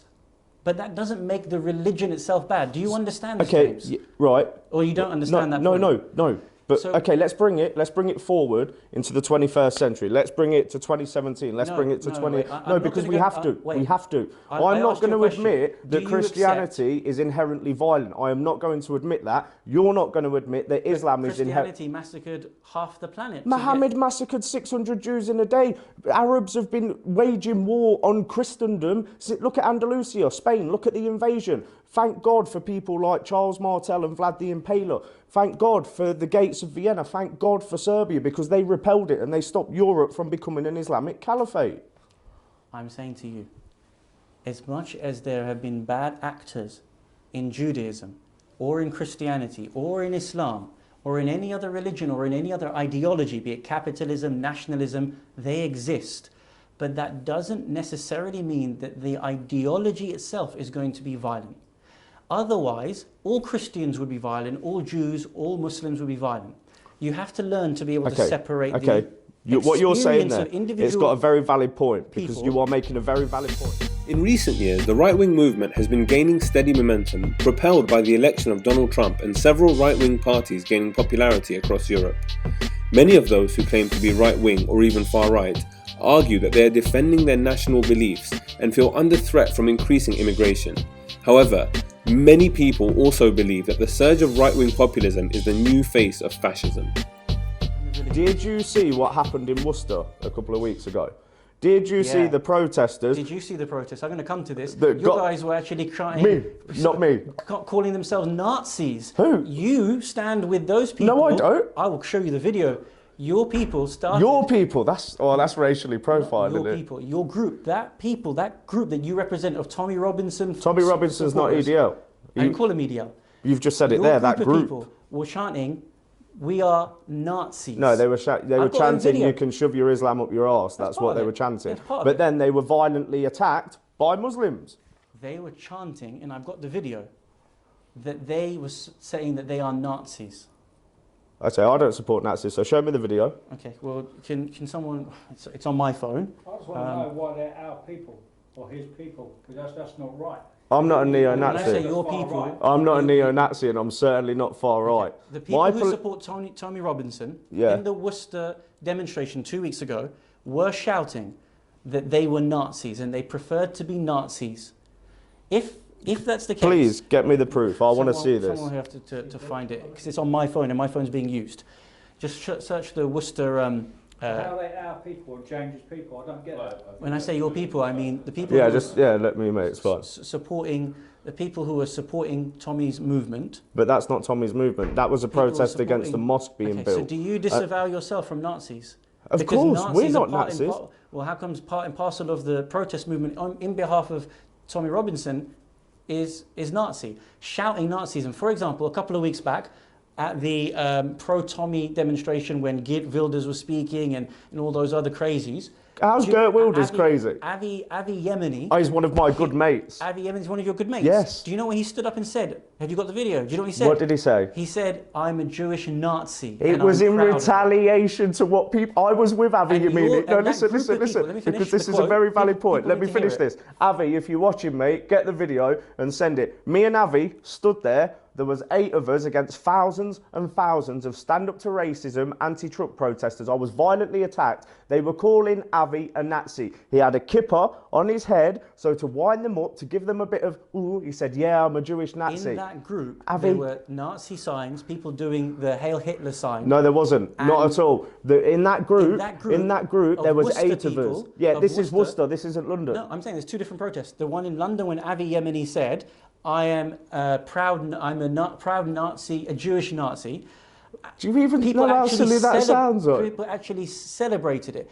When people were in Worcester, they were shouting as well that they are Nazis. But how can you be a Jewish Nazi when the Nazis were responsible for the deaths of over 6 million Jews? He said it to get a reaction from the leftists. Nazism is a violent ideology that wishes to destroy. The same as Islamism. And Zionism wants to do the same thing. And the groups that you are associated with, broadly speaking, what groups am I associated with? Let's say the far right ideology that you're espousing, how am I far which is anti-Islam, Okay. which is blaming a small minority of people for everything.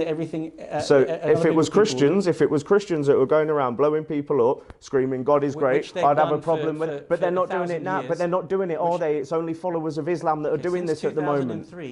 How many times have your government funded violent jihadists and then actually gone to war with them and massacred millions of people? Roles are reversed. You can say that about Iran. $400 million to Hezbollah.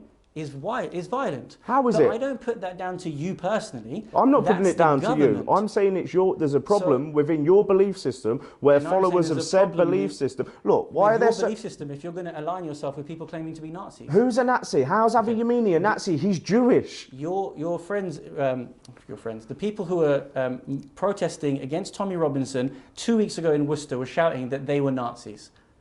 Protesting against Tommy. For Tommy but the Robinson. Nazis hate Tommy Robinson. Well, that's not what's happening in those The videos. Nazis hate Tommy. Do you know the first thing that Tommy Robinson did?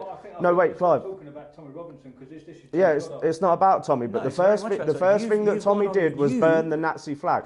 We don't need to talk about Tommy. What do. we'll talk about. That's far right. That's far right stuff, and that's on the agenda. Tommy is not far right, and we'll end the conversation now. I support Tommy. No, I certainly don't speak happy for to him. talk, I'm not asking you to speak for him. I'm asking you to defend your views, and you have protested on behalf of Tommy Robinson. Yes or no? It's not on behalf of him. It's So in what did you support. do? Well, the protest. The protest was about freeing Tommy Robinson. So you want to free I don't want to talk who anymore. wants to ban Muslims from this country. He doesn't want to ban. Yes, he does. Look, we'll When leave he it. spoke But to Trump, Mohammed hold Tawhidi- on. But this Let is me finish. yeah. I'll quote him. Let me quote him. But we're not talking about. We don't need to talk about Tommy. It's James Goddard, me, and Jaffer Ladak. I'm representing the Islamic position. You're representing yours, and I'm asking you, James.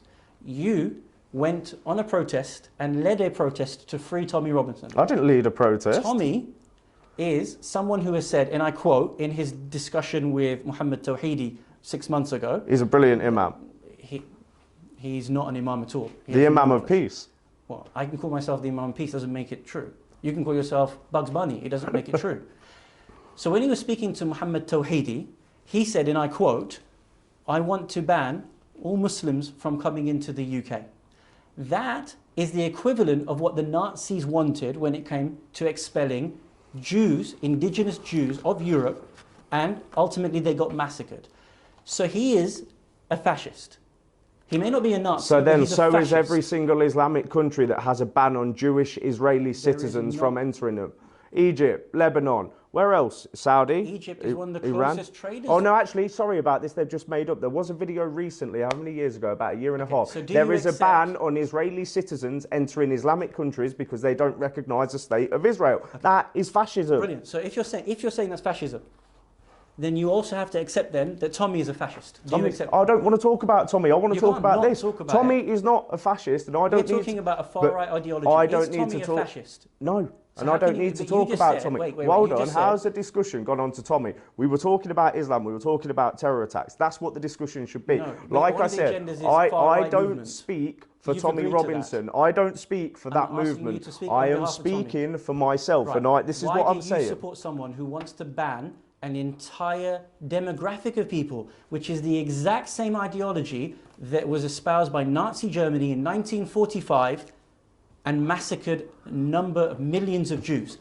What is the difference between the Nazi ideology and Tommy Robinson's ideology? Tell me. Tommy is not a Nazi. I don't want to carry on talking about it. Okay. Hold He's on, a hold on. fascist. No, hold on. You're saying about, Muslims being banned, obviously banning Muslims from entering the country. Have you not, like we said, have you not seen the amount of terrorist attacks that have took place in Europe? Trump's got a temporary travel ban on Muslims I'm entering. against those terrorist attacks. They're despicable. So this is the root that cause there's a of the problem. So you're not going to let in people from Somalia. You're not going to let in people from all these all these states that have got a problem with terrorism. They hate us. They hate the West. Islam hates the West. That's why you seek to subvert us. That's why you seek to oppress us. Again, Tell me, Islam how is mu- a religion. It cannot hate the West. do you have The freedom West of speech in Islam? Yes. So you can criticise your prophet? If there's something to criticize, then But no, I'm asking you, can you have in your religion freely, without fear of your life, can you criticise Muhammad? so the Prophet himself, before he passed away, Yeah. in the hadith, he came out Yeah. and he said to the people, he was in his last days, he said, I'm leaving this world, going back to my Lord. If I have done anyone any harm, or I've hurt anyone purposely or inadvertently, you can come to me, tell me about it, and I will take account with it. So if the Prophet himself allowed for him to be asked that question, why is it that you're saying that I myself could not put that? So why Now, is there blasphemy laws against criticising Islam and blasphemy Muhammad? isn't criticism. You do understand what But blasphemy if is. it's blasphemy, speaking ill of the prophet, say, No. okay, you give me Right. your definition. The same blasphemy laws that exist in the Bible, Yeah, but we're Right. not talking about the Bible, we're talking about Islam. right? In the Quran, there is not one verse that says that there's any blasphemy law, that anyone should be killed.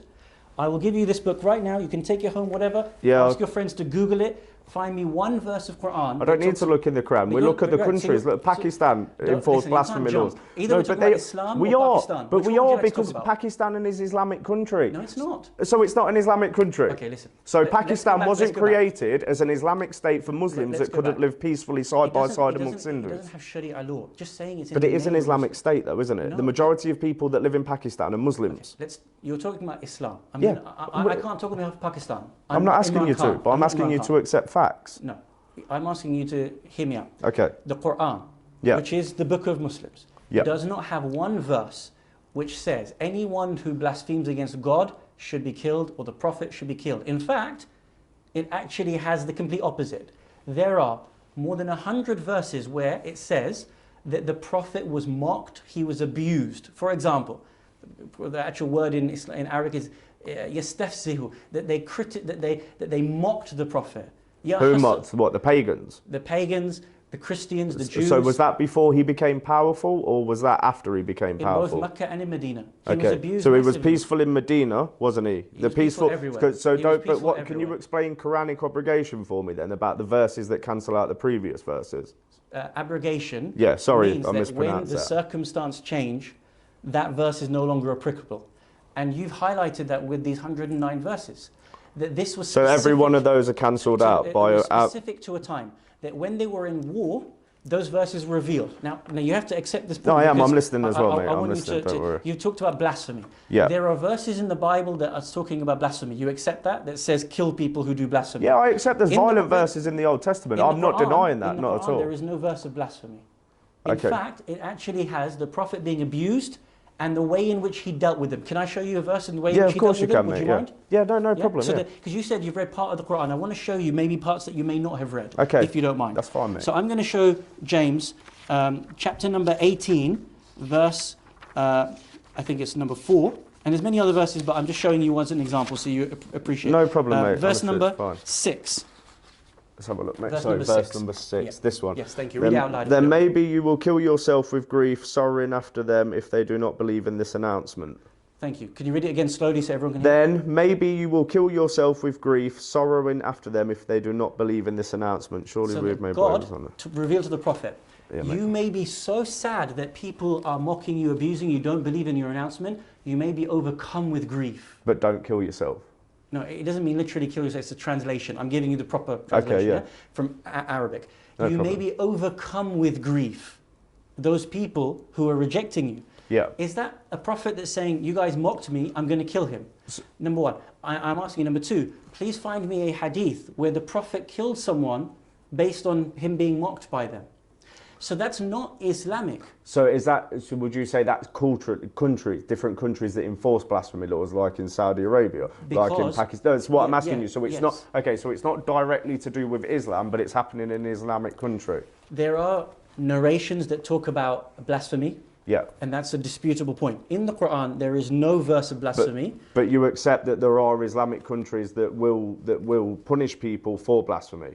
But It's not, I'm not saying it's in the Quran, but there are countries that okay, course. majority. Yeah. So that's we what know that's that, what. but Yeah. we know that. But again, that's not Islam. So I'm asking you always to differentiate culture Okay. versus religion. Apologies for that. So Right. apologies. So it's the countries that Muslim majority countries. So it's their governments, it's their dictators that are actually enforcing these laws. It doesn't come from the Quran. It doesn't come from the Sunnah. It doesn't come from the Hadith. There are hadith that do talk about blasphemy. I'm saying Yeah. that openly to you. But I'm saying to you, the Prophet himself never executed someone for blasphemy.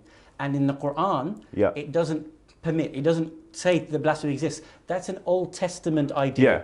right? I accept that. So those things, I need you to understand that what you think of Islam sometimes may not be what I understand of Islam to be, or what a scholarly understanding of Islam may be. Okay. But I'm going back to something that's really important, if you don't mind. Yeah. And that is that when we talk about, and I'm not going to talk about Tommy, because we don't want. We don't need to talk about Tommy. I do want to talk about Tommy later on, but I don't want to talk about Tommy now. The people who are representing Tommy and supporting him, they are being funded by the far right. And I think you'll accept that Breitbart, Bannon, it's far right. Yeah? These people who are funding Tommy are far right. So if Tommy is working with these people who are extreme far right, who are Nazis, who are talking about fascist ideals, and Tommy is accepting to be working with these people and to be funded by But these Raheem people. Kassam used to work at Breitbart. How is he a Nazi? He's an ex-Muslim. No, but we're not. I'm not saying. But no, he's but- a fascist, isn't he? He believes in blaming a group of people and getting rid of a population of people from a particular area. And you've said if that happens in Muslim countries, that's fascism as well. And I'm accepting. And I'm saying if pick a country, Saudi Arabia is fascist towards Christians. I'm saying I accept in Saudi Yeah. Arabia as an example. So then you also have to accept the same principle that if it happens here, it's also fascism. And I'm saying to you, the Steve Bannons of this world, the Daniel Pipes of this world, the Mercers of this world, they are funding to the tunes of hundreds of millions to set up these organizations. And Tommy is working with them, and that's absolutely correct because you know that his legal case was funded by them and is being I don't funded want by to them. talk about his legal. I'm asking you not to talking talk about it. any legal No, issues I'm with asking you to Tommy. talk I'm about not his talking legal about case. Tommy. I'm not. I'm I'm asking you talking. to accept But if the you're fact saying the far right, is that, far right is funding him, so therefore if he's accepting to work with these people, then he himself is also a fascist. so what about the Therefore, far why do left you and the go Islamic out- charities? why What do- about don't jump the Jeremy point. Corbyn? I'm- No, but it's the don't same jump thing. No, wait. We can come to all these points. I'm asking you a question. You've asked me loads of questions. I've answered them. I'm asking you this. If the far right is funding Tommy, and Tommy is someone who's being helped by them, you went out to protest on behalf of Tommy. I'm saying Tommy is a fascist. That's your opinion. Yeah. And I can prove it. And the proof is that he's working with Steve Bannon, who's an open fascist. He's working with Daniel Pipes. He's being funded by the Israeli lobbies. So are you saying Trump's a fascist then? Of course. Are you kidding How me? is Trump a fascist? Are you being funny? No, I'm being serious. Being Trump serious. is Trump I'll was answer put in the that. White House Don't- by I Trump will is one answer of that the in greatest people that has ever lived. He will go down in history as the greatest president, and I really do wish we had a Donald Trump in England. I really do wish that. If we had a Donald Trump in England, this country could be saved. Yeah, I would be threatened on the streets everywhere Why would I you? go. Just like So, Muslims so are. hold on. So when this goes out, and when I walk out of here, and when I check my inbox, and when I've got threats from the Islamic community after this, that's all right. Donald Trump James. is a man of integrity, honour, and passion. You have to love Trump. He can't you see how much good he's doing? I'm still waiting for a question. Okay. The far right is working with Tommy. Who are the far right? I just named to you. Steve Bannon, Daniel Pipes. He is being funded by the far right in his legal case and so on and so forth. You don't need to talk about his legal case. You went and protested on behalf of Tommy because you agree with Tommy's ideology. Maybe not everything, but by and large, you're on the same wavelength. And as you said in the interview with Mohammed Tawhidi, he said this, and you're in agreement with that. If he is funded by the far right, which he is, which is a fascist ideology, why then do you support a fascist? But anybody that's right of Stalin is considered far right. Anybody that loves their country, that speaks out about the injustices. I love my country. No, but, so you love Britain. Of course, yeah, I love brilliant, every country. brilliant. But so what I'm saying is the far right. I get labelled far right. Even normal working class citizens are labelled far I'm right. asking you. No, but why do you openly support a person who is directly supported financially? do you want to know and why I support materially Tommy? Am I allowed to answer this? by You can fascists? say why you want to. Do you know why I support Tommy? I support Tommy because that man has been through more than enough. That man for over 10 years has exposed everything that has been going on in this country. That man is the voice of the working class. And personally, that man could lead this country. He could become Prime Minister. He's certainly not a fascist. If we want to talk about fascists, we want to talk about terrorists, we look at the far left. Look at Antifa. Look at Jeremy Corbyn. Look at John McDonnell, Diane Abbott, Naz Shah. Tommy is an ordinary working class man that has sacrificed his life to bring the truth to people, to report on the forgotten stories. He's not fascist. He cares about this country like every other. He said, no, and I quote, wait. all Muslims should be banned from this country and Muslims should not be in this country. He believes that Islam is an inherently violent religion. He is anti-Muslim, which is the equivalent to what Nazi Germany did, being against a particular faith. So Muslims are anti-Christian and anti-Western. But I'm not anti-Christian. I'm not. Okay, just you. So you're the exception. So you can't just say, oh, the far right. Oh, ordinary working class people. Tommy, I'm asking you about Tommy. Yeah. Tommy is anti-Muslim. In the same He's not way, anti-Muslim. Not at all. he He's said, not and I quote, anti-Muslim. He is not anti-Muslim. He wants all Muslims to leave this country, which means that he is targeting a minority of people, But you're not which is fascism. It's one element of fascism. The same way the Nazis targeted the Jews. Do you know what? I don't understand. Let's flip it. If you lived in Iran and a load of Christians started attacking you and attacking your way of life and blowing children up Let's in not popcorn. flip it, No, but because it's true I'm- because you- it's the same you've thing. got to interrogate me for a whole hour and a half. We don't need to talk about Tommy anymore. Like I said, I support that man. The supporters of Tommy are doing this. No, Do they're you not. accept that? These I've have seen you it. not I've seen the people pictures. infiltrating these marches to try and make us look like Nazis to discredit this movement? Because this Do you movement. think there's infiltration? Of course. Okay, so when in the United States of America, in Charlottesville. Oh yeah, when so you're these going to say people the white walked with supremacists saying we will not be replaced. Yeah. We will not be replaced. Yeah. What, you don't think that's worrying that they're saying Nazi slogans the same But way that why, they did we in don't support 1930s? white supremacists and Donald But Trump. He is supported by white But, no, supremacists. but you could say about Muslims, you could say about Islam supported by Islamo-fascist people that solely believe in Islam. Right. So now the penny is dropping. Because you might have an Islamofascist in your words, Yeah. those individuals exist. That doesn't make Islam violent. The same way, in your view, not every white person is violent. But I'm saying to you, I'm seeing thousands of white people walking with Nazi That's in signs. America. That's in America. And here, I've seen it in Worcester. Worcester, I'm seeing it in there was London. about 15 people that were there and they were violently attacked by people. And the aim of that Are you going to protest... disavow Nazism? Of course, I'm not a Nazi. I don't believe in it. Are you going to disavow fascism? I don't believe in fascism. I don't believe in Nazis. But the group that you're associating with do. Oh. Do you understand that? He's not a fascist. Do you know what? People get labelled these things all the time. Do you know we had a speech the Brexit rally where we tore up all these labels because we were sick of being labelled. We are just working class people. It must be horrible to be labelled. I get labelled all the time. Yeah. I get labelled Islamophobic, racist, transphobe, Islamophobe. You just called me anti-Britain, anti-West. Huh? You But just called Islam me is anti-Britain. anti-British. How can Islam, something that was created 1400 years ago when Britain didn't exist as a name, okay. How can Islam because be it's anti-British? incompatible with Western civilization. How's it? Okay, let's talk. We'll talk about Islam, So right? And I did want to prepare these for you. for As soon as you disavow being with Tommy, who is a fascist, I will never then we can stop move supporting forward. Tommy Robinson. I will Okay, never so stop then supporting you him. openly support a fascist. He's not a fascist. So then why is he calling for the removal of one minority population from the entirety of Britain? How many That is Islamic fascism. terror attacks have there been across Europe? It's not no, but ordinary work. Go out with me. Less than terrorist attacks that have been done across the entirety There's been of the world. 33,582 separate Islamic terror attacks since 9/11. There's been 400 years of British and American empire. But There's again, been I don't blame 1,400 white years people of for Islamic that. conquest. There's only been 12 decades where I there don't was no blame- jihadist attacks. There's been 2,000 years of massacres being done in the name of Christianity. My point again is that's not really Christianity. Yeah. Christianity is a beautiful, sacred religion. But Jesus never murdered anyone. So people are taught to emulate Muhammad.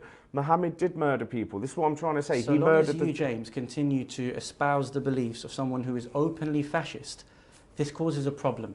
Because it means that you cannot accept that a person is calling for the he's a radical extremist. He's not. But you can't accept Islam's violence. Removal of a whole demographic of people, which is essentially the same as what Nazi Germany did to our Jewish brethren in 1939 You're calling for the removal of Israel as well, of the Jews from Israel. That's what the sole goal of Iran is. They want to destroy Israel. How can the sole goal of a country So like Iran what do be... Iran say about how they're going to flush Israel? And speaking of Al Quds Day, when on Al Quds Day they were singing about flushing the Jews into the sea, they were also singing Manchester, la la la. They were also singing Death to Tommy Robinson. There was no one singing Death to Tommy Robinson. We no heard. one singing So about... why was I getting death threats? This was the point after you. Me and Clive walked up there. I've got people going like that to me, and with people shouting Manchester, la la la. I don't believe that. A huge topic of contention in recent years has been that of immigration. The influx of migrants to the UK in the latter part of the last century and the more recent refugee crisis has seen the ethnic demographics of the UK gradually change over time. And whilst Muslims make up only a portion of those migrants, many within right-wing groups subscribe to the narrative that immigrants are leading to the Islamization of Europe and quote-unquote changing the culture of Britain. The topic of immigration is one of the main concerns of the right-wing movement internationally and has led to harsh policy being implemented in America, and arguably, anti-immigration sentiment was a major factor in the British public's decision in voting to leave the EU.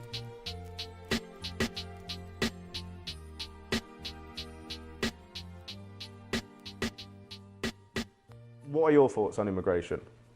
My personal thoughts on immigration.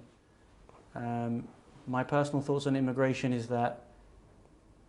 Hang on a minute.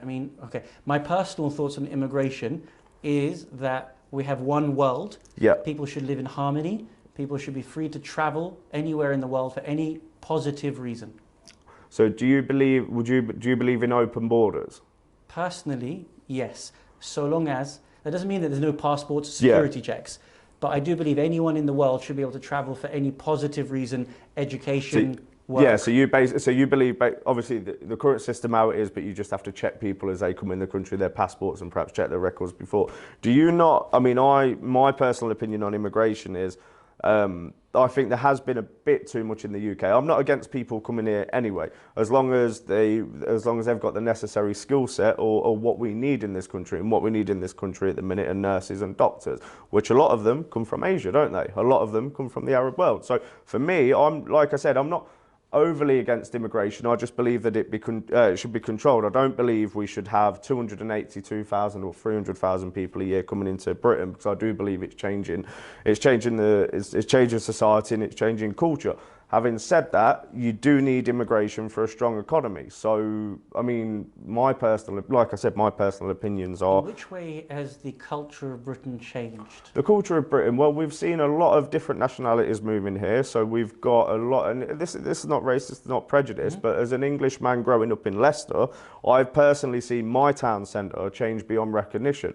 To the left-hand side is a place called St Matthews. That's a Somalian area. To the northern bit of Leicester, Evington, that's a lot of the Pakistani community. But how is the culture of Britain changed? Because we're obviously...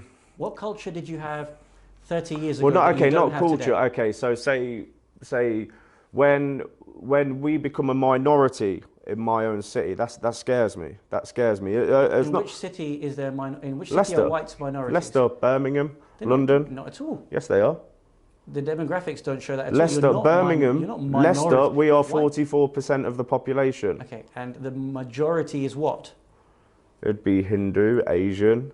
It is not Right, so not that's a white number British. of different demographics. Yeah, That's so not but we making have you the become, minority. but we are the You are minority you are because the we're majority, 40. and We've then gone there's from being minorities underneath 60% of the population to 44% of the population. Right, but that's still- London you're as still the well. majority. London as well. We're London whites are the minority there. It's not about whites, I should say, but about so British again, people. What has changed in Britain 30, 20 years ago that immigration is done today? Well, if you Specific. look at the European Union, look at open borders policy that we've seen from That's not the the question I'm EU. asking you. You said Yeah. you're fearful of British culture changing. Well, So British I'm asking culture is what has changing changed? because Give me an there's example. okay. So here we go again. So we'll go back to Islam. We'll go back to Islam. We'll go back to the Islamization of the country, of the mosque, and just worrying about immigration, uncontrolled don't mass jump points. The migration. I'm question not. was, Yeah, how and I'm has saying Britain it's changed how culturally? It has changed culturally. We've which way? got. Give me We've one- now still, got if I grooming ask you gangs. 3 times, give me one example. Grooming gangs, terrorism. That's not culture change. Okay, so that's not cultural. So But what you culture said in you Britain said has changed? you said grooming gangs and terrorism was nothing to do with Islam, so it must be a cultural thing. So the culture You of didn't Britain have changed. terrorism from Irish terrorist dissidents, IRA here before Yeah, Muslims? there was that, but this is So where is the complete. culture This change? is completely different. You had that, and now you have a different type of terrorism. So which culture has changed? James? Okay, so what I'm saying is What we have are. we brown people done that has changed? I'm your not. life It's so not badly? against brown people. It's not against You just anything. said Hindus and There's Asians nothing in wrong with Leicester. Hindus. There's I know- nothing I know wrong there with. isn't, but you said these Yeah, people and come all in. I'm So saying what- is, what in as our Leicester has country, changed? no, as our country ourselves, this is Britain, right?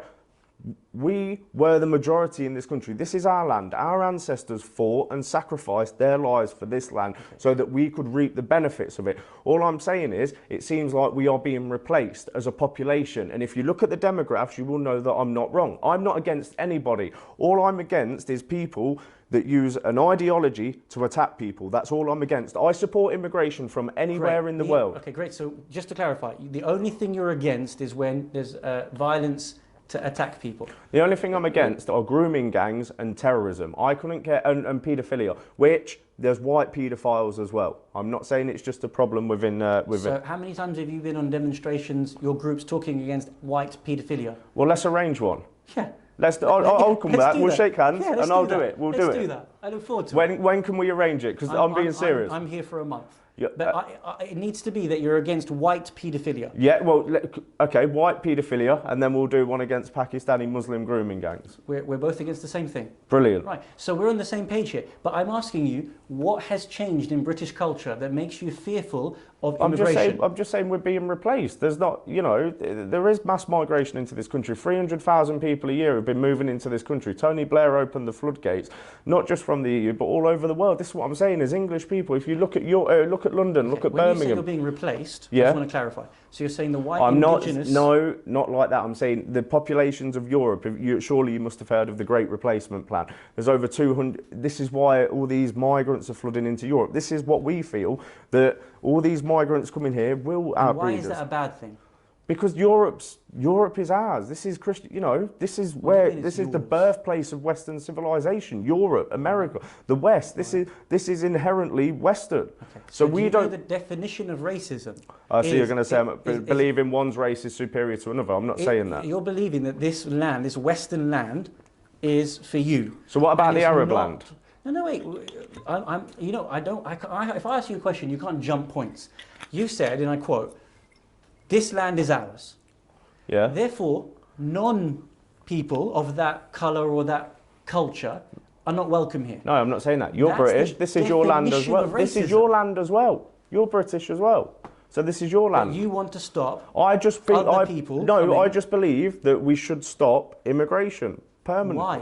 Because the country is full. We're a tiny island. We're a tiny island. The NHS is failing. School places are full. We need to, as a...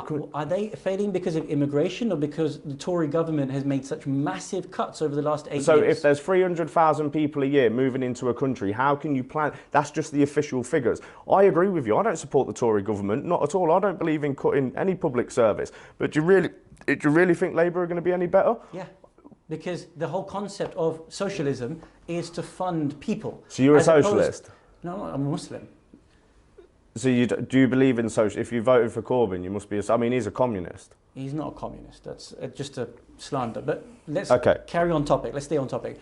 I'm proposing to you a question. Why are you anti-immigration? And I'm saying that the reasons you're giving me is you're saying this is our land. You do realise that when you say this is our land and therefore others are not welcome here, that is the textbook definition of racism. So are the Saudis racist? Yes. So are all the Islamic countries racist? Because I don't see them opening the floodgates and allowing millions of Christians in. I don't see them allowing people in. Did Saudi Arabia let in any Syrian refugees? Yeah, they did. Saudi did. Not Saudi, because we're both against Saudi. Yeah. But the other surrounding countries took them in millions. I'm living in Iraq when I'm not here, and I can tell you millions of refugees have moved in across the Middle East. In Jordan, in Lebanon, in Iraq. They're housing them. So when you say there's open borders, they are looking after those people. And who displaced them? Your government, who was giving weapons to ISIS. Blair and Bush, and I agree with you on that, mate. So there's this issue going on here. But if you're saying to me that other people are not welcome now that this country has displaced millions of people in Syria, but you can't, and then for them to come over to find a better life here, you cannot blame them after this government has. But no, you can't put that on the working class people. You can't blame our government's actions. So you can't inflict that on us. Your angst shouldn't be against the immigrant community. Your angst and my angst. We are against the government. But why do I see you as anti-immigrant? Because when you should be anti-Tory. No. Anti-war. I'm anti-Tory. I'm anti-Labour. I'm anti-establishment. I don't believe in the establishment. Now, our dialogue is you're anti-immigrant, not in the racist sense. Not anti-immigrant at all. I just believe that this country has had a lot of immigration. I believe that it should be controlled. We should Prior to the war, we should only bring. Were Syrians coming over here? Or were they happily living in their lands? I'm not agreeing with what went on in Syria. That was orchestrated by. But then why should they come here? Why shouldn't they go to an Islamic country? Because your country bombed the hell out of them. Right. That's why. So if you, not you, no, collectively the country, but funds the establishment, not the country. Corrupt elements of the establishment. Right. So you and me shouldn't be anti-refugees. These people walked 10,000 miles to get something from the people that bombed them in the first place. And you're going to begrudge them that? No, because this is the definition. An asylum seeker, a refugee, is supposed to take asylum in the first safe country they reach. We are an island north of Europe. No, so why should we have any... No, it is. Look it up. An asylum seeker... So why should we have any asylum seekers, any refugees here? If people want to come and live in this country, that's fine. But you need to provide that you can work, you can pay your taxes. How many have Britain taken in? Do you know? 12,000 Syrian refugees. Yeah. That's nothing. But we shouldn't have took them in the first place. Germany took in 1 million. Yeah, and that's going to be the downfall of Germany. That's why. You just said immigrants come here. They are doctors, they're nurses, they're engineers. Have you not seen what's been going? No, have you not? There's obviously good and bad, but have you not seen what's been going on in Germany? You've not been hearing the stories about the nurses that are reporting what's going on. Have you not seen the attacks that have been taking place in Germany? That's why the AfD. Well, look at the mass rape of women in Cologne. Over 2,000 women were raped. Have you read that wasn't? That was debunked. That it's like debunked. The stories of the. So all the rapes that have gone on, the murder of an EU official's daughter, that's all fake news, is it? No, I didn't say that the murder was a fake news. I'm saying if you've actually read, go down even into the Wikipedia page and read that the majority of the people who were witnesses, who were giving their witness statements, didn't attribute it to refugees or people of ethnic background. So for you to say that. Either that's a racial profiling. It's not racial profiling. It's what I've read. Maybe you misunderstood that story. Okay. And I'm arguing. Please go and reread the story, even the one that's on Wiki with all the different links to different. Can you not see why people are concerned, right? That give me the concern. Look, wait. Listen. Let me tell you. Please. You let in 1 million Syrian refugees, right? The demographs, when Islamic people have 4.7 children to our 1.7, can you not see And it's even the German politicians have admitted it. Germans will become a minority in their own country. So can you not see why people are worried about that? Because we don't want to live under, and this is what we have to understand, we don't want to live under Islamic rule. We don't want to live under Sharia rule because look, I've wanted to ask you about this because I know you're an educated man. Go on, please. Let me get it up. Because this is part of the immigration discussion. Well, no, this is a bit about... You're worried that Muslims are going to come here and turn your country into a Sharia state. Yeah, of course I am, yeah. And I'm saying to you... But look at what's happened in the British High Court. They used the Sharia ruling just this week.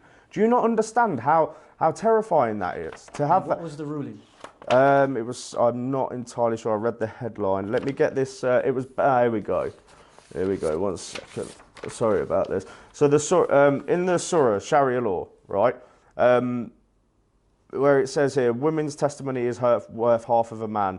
Do you know the context of that? No, I'm just asking, can you explain to me what it means? Adultery, 100 lashes, is it relevant in today's society? If that's, Brilliant. because Let's you go see to the that first in verse. Indonesia, yeah. So a woman's testimony Yeah. at a time when they were completely illiterate, at a time when they were disempowered from society, Yeah.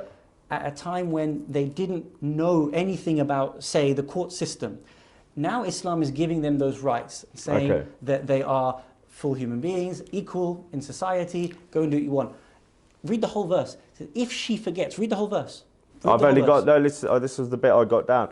So you're quoting half a verse? No, I just put it on there. This is what I was This is my problem. This the whole was time. what. You're No, quoting half this the was what concept was of typed Islam. up for me. What I'm saying is, so if a woman's testimony is worth half of a man, Well, if whoever typed that up for you, you should tell them if that you're they need to do a saying, proper job. if you're saying Sharia, so if Sharia law came into place, would it be adapted to come up to date with 21st? Same 7th. Sorry. It came about in 820. So would it be the same? Would it be the same as back then, or would it be updated into a system? So the verse says, and then I'll come to that. The verse says that if a woman who previously was completely disempowered from an Arab society has now been given the rights to go and testify, earn everything, if she forgets, get a second person to back her up, to help her in her testimony, because she's going to be nervous speaking in front of a judge. I think that's not. No, that's helpful. Yeah, that's helpful. actually empowering a woman. So if that's how progressive, hear me out on this point. Yeah. If that's how progressive Sharia law was in the 7th century in Arabia, when here in Britain the suffragettes only managed to get the equality vote 100 years ago. 100 years ago and less. Yeah. Can you imagine how progressive Islam is?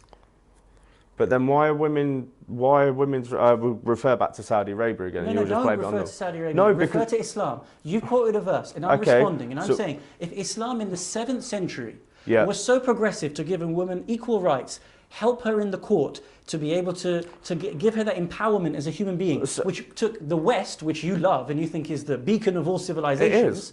Okay, well, how comes you managed to do that 80 years ago? Hold on. Islam did it 1400 years ago. But you're saying about women. You're so against the Prophet Muhammad, whereas women then were given so much by Islam that you guys didn't give it here. Can you answer 50 me years Can ago. you answer me one question? As a Sunni, as a Shiite, sorry. As a Muslim. As a Shiite, because I've been told this is very important. Okay, cool. The difference between a Sunni and Shiite. What do you believe about Muhammad and Aisha?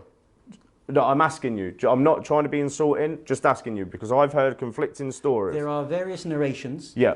That say that Aisha was married to the Prophet between the ages of 9 all the way to 17 and 18. Yeah, and did she have a child, or was she? Because I heard some. No, she didn't have a No. child. What, before the Prophet? Yeah. Because they said it's a narration. It's disputed. Okay. Different narrations. The Sunni community, by and large, take that she was 9, 6. and a Shia, by and large, takes a different set of traditions to say Okay. she was 15 to 18. That's separate. Yeah, no, but I just wanted to clarify for my own, and Yeah. just one last thing. No, wait. I'm asking you. You haven't answered my question, please. Before we move on, I said, I think we need if to wrap this Islam up is anyway. so progressive 1400 years ago to give rights, 1400 years ago before the West, and you're worrying about Sharia, if Sharia is properly applied in the way in which the Quran is describing, can you imagine how progressive the society would be for people? But it wouldn't be when they're chopping the hands of thieves off and an adulterer is getting 100 lashes. My friend. And no, but I can't. friend, I would never imagine- agree with Sharia law. I'm sorry, that's just me as a person. Listen, that was a Arab law that was partaking at that time. Imagine, you know how wide Arabia was as a desert? Yeah. So you traveled for 3 months to go and get a trade caravan. and then you come back, and all of a sudden someone jumps you and comes and steals everything. You've taken 3 months away from your family. The penal code of Arabia at that time was that you would punish someone by cutting off their fingers in order to ensure that they could never thieve again. So would that was a pagan law. That's not a law for 2018. So why is it in? Yeah. So what I'm saying is, so Sharia law is not. It's not applicable with the 21st century. It's the other way around. Sharia, by its definition, should be driving progressivism. No.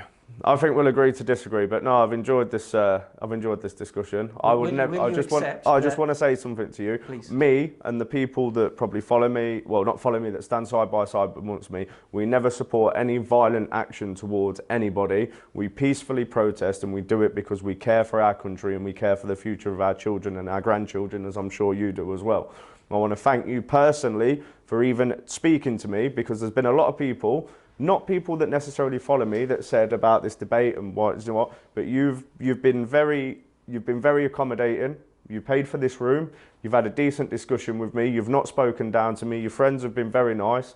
And I've actually enjoyed talking to you. And I think if we could get as many people as possible engaging in dialogues within the different communities, then we could see both of the problems that are in both communities. I'm not saying my community is perfect. What I'm saying is there's problems within both communities. And like you said, we need to come together and work on these things. So if we can arrange a protest against paedophiles, white paedophiles, Pakistani paedophiles, sorry, then let's do it.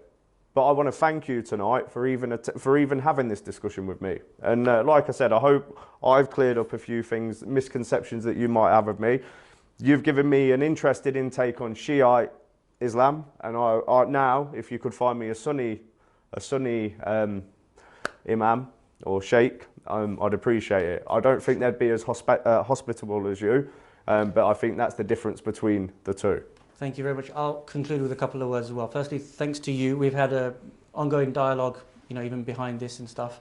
So thanks to you for coming down, to all your friends as well, taking time to drive all the way. You're all from Leicester, so you've all travelled a little bit of a way anyway. So thanks to you for that. I appreciate it. I've genuinely enjoyed the dialogue. And even my dad said, you've got some really good points. You're being positively aggressive in your points, and I commend you for that. My conclusions are the Muslim community feels very under threat. Okay. And we are very worried about the rise of fascism. The same way I want you and I want to stand up against, say, paedophilia gangs, which we will do. Yeah. I want to invite you to stand up against the far right, and wherever you see fascism, wherever you see the abuse of a minority, or wherever you see that a minority is being scapegoated, that needs to take place from you, because you're a leader to many people here. And what's happening is it's a gateway towards fascism. Fascism doesn't happen overnight. The same way in the 1930s, it took a number of years. Mussolini massacred tens of millions. Yeah. Hitler massacred tens of millions, and so on and so forth. Thank you very much. You have to understand that some of the people that might be in your side of thinking are in a very dangerous mindset. And the same way you expect from me to speak against violent tendencies that are coming from Muslims, I also need you to be at the forefront of disavowing and being a tip of the sword against the violent tendencies in the indigenous British community and the whole Western community that is joining together in the far right movement. So I thank you again, and actually I'll say to you, I'd like to have another discussion with you. We can do it in a month's time or something. Yeah. But I think this should be the start of something and not just the end of it. Yeah, no problem. So thanks again to all of you guys. Thank you guys for having me. God bless. Have a safe journey home. You too, mate.